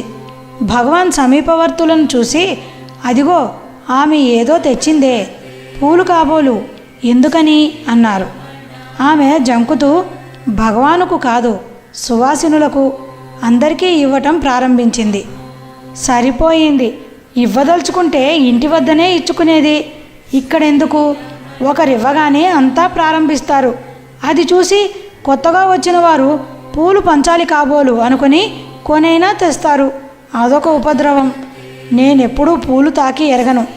కొన్ని చోట్ల పూలమాలలు వేయటం మామూలే కదా, అందువల్ల చాలామంది పూలు తెస్తారు. నేను మాత్రం ఎప్పుడూ ఆ పాదపూజలు చేయాలని ఎవరు ప్రయత్నించినా అవకాశం ఇవ్వలేదు. ఆ వాడుక అంతా మనకెందుకు అన్నారు భగవాన్. పాపం ఆమె భయభక్తులతో, లేదు ఇక తీసుకొని రాను అన్నది. భగవాన్ సరి, మంచిది అని మందహాసం చేస్తూ సమీపవర్తులతో, ఇదిగో ఒకసారి జయంతికి ఏమైందనుకున్నావు? ఒక భక్తుడు పుష్పాంజలి అనే పుస్తకం అచ్చు వేయించి తెచ్చి చదువుతానన్నాడు. సరేనంటే కొంచెం వెనకగా నిలిచి చదువుట ఆరంభించాడు. ముందే ఒళ్ళో పూలు దాచి ఉంచారు కాబోలు. చదవటం పూర్తిగా వచ్చేసరికి పూలు మస్తుగా నా కాళ్ళ మీద పడ్డవి. ఎవరి పనా అని చూస్తే ఇది వారి చేష్టే. చెబితే ఒప్పుకోనని అలా చేశారు. ఏం చేసేది? ఈ విధంగా చేస్తే కానీ పూజ కాదు కాబోలు అన్నారు. నేను ఇక్కడికి వచ్చిన కొత్తల్లో వరలక్ష్మి వ్రతం నాడు ఒకరిద్దరు సువాసినులు భగవాన్ పాదాల మీద పూలు చల్లి నమస్కరించి పూజకు సెలవు అడిగి వెళ్ళారు. మరు సంవత్సరం అంతా అదే విధంగా చేయసాగారు. భగవాన్ తీవ్ర దృష్టితో చూసి, అదిగో మొదలు. ఒకరిని చూసి ఒకరుగా అంతా సాగించారు. ఎందుకిది? అప్పుడే ఖండించగా, పోనీలే అని ఉపేక్షించినందుకు ఇది ఫలం, చాలు చాలు అని వారించారు. భగవాన్ తమ విషయమే కాక దేవతా పూజ విషయంలో కూడా పత్రపుష్పాలు ఉపయోగించుటను గురించి భక్తులలో కొందరిని చలోక్తిగా మందలించడం కూడా ఉంది. యచ్చమ్మగారి లక్షపత్రి పూజను గురించి ప్రథమ భాగంలో రాశాను కదా. మరొక విషయం ఏమంటే, శ్రీవారు భక్తులతో సహా మజిలీలుగా మకాన్ చేసుకుంటూ గిరి ప్రదక్షిణానికి వెళ్ళే రోజుల్లో ఒకనాటి ప్రదక్షిణం సందర్భంలో మధ్యాహ్నం వేళకు గౌతమాశ్రమం మజిలీగా నిలిచారట. స్త్రీ పురుషులంతా వండి తిని విశ్రమించి లేచిన తర్వాత సాయంకాలానికి ఆశ్రమం చేరుకుందామని బయలుదేరుతూ ఉంటే భగవాన్ వద్ద స్వతంత్రంగా మాట్లాడుతూ ఉండే బాల్యమిత్రురాలైన లక్ష్మమ్మ అక్కడ విరబూసి ఉన్న శ్మశాన మల్లెపూలు, తంగేడు పూలు చెట్లనున్నవన్నీ కోసి బుట్టలో పెట్టుకుంటూ ఉన్నదట. భగవాన్ గమనించి నవ్వుతూ, లక్ష్మి ఏం చేస్తున్నావమ్మా అని అడిగారట. ఆమె పూలు కోస్తున్నాను అన్నదట. సరి సరి, అదా పని, మంచిదే కానీ అన్ని పూలెందుకు అన్నారట భగవాన్. పూజకు అందామె. ఓహో, ఇన్ని పూలతో పూజిస్తే గాని పూజ కాదు కాబోలు అన్నారట భగవాన్. ఏమో, ఈ చెట్లన్నీ విరబూసి ఉన్నవి, అందుకు కోస్తున్నాను అందామె. అవునవును, విరబూసి ఉంటే ఏం బాగుంటుందని మొండాలు చేసేస్తున్నావన్నమాట. ఈ సౌందర్యం అంతా మనం చూశాం కదా, ఇంకొకరు ఎందుకు చూడాలని? అయినా ఆ మొక్కలకు నీవే పెట్టి నీళ్లు పోసి పెంచావాయే, ఆ మాత్రం హక్కు లేదా ఏమి? మరెవ్వరూ ఆ అందం చూడకుండా బాగా మొండాలు చెయ్యి, అప్పుడు కానీ పూజలు సఫలం కావు, పూజలకు ఫలం ఉండదులే అన్నారట భగవాన్. సరే అన్న, ఇక సెలవు. వీలు చూసుకొని ఇంకో ఉత్తరం రాస్తాను. नमो भगवते श्रीरमणाय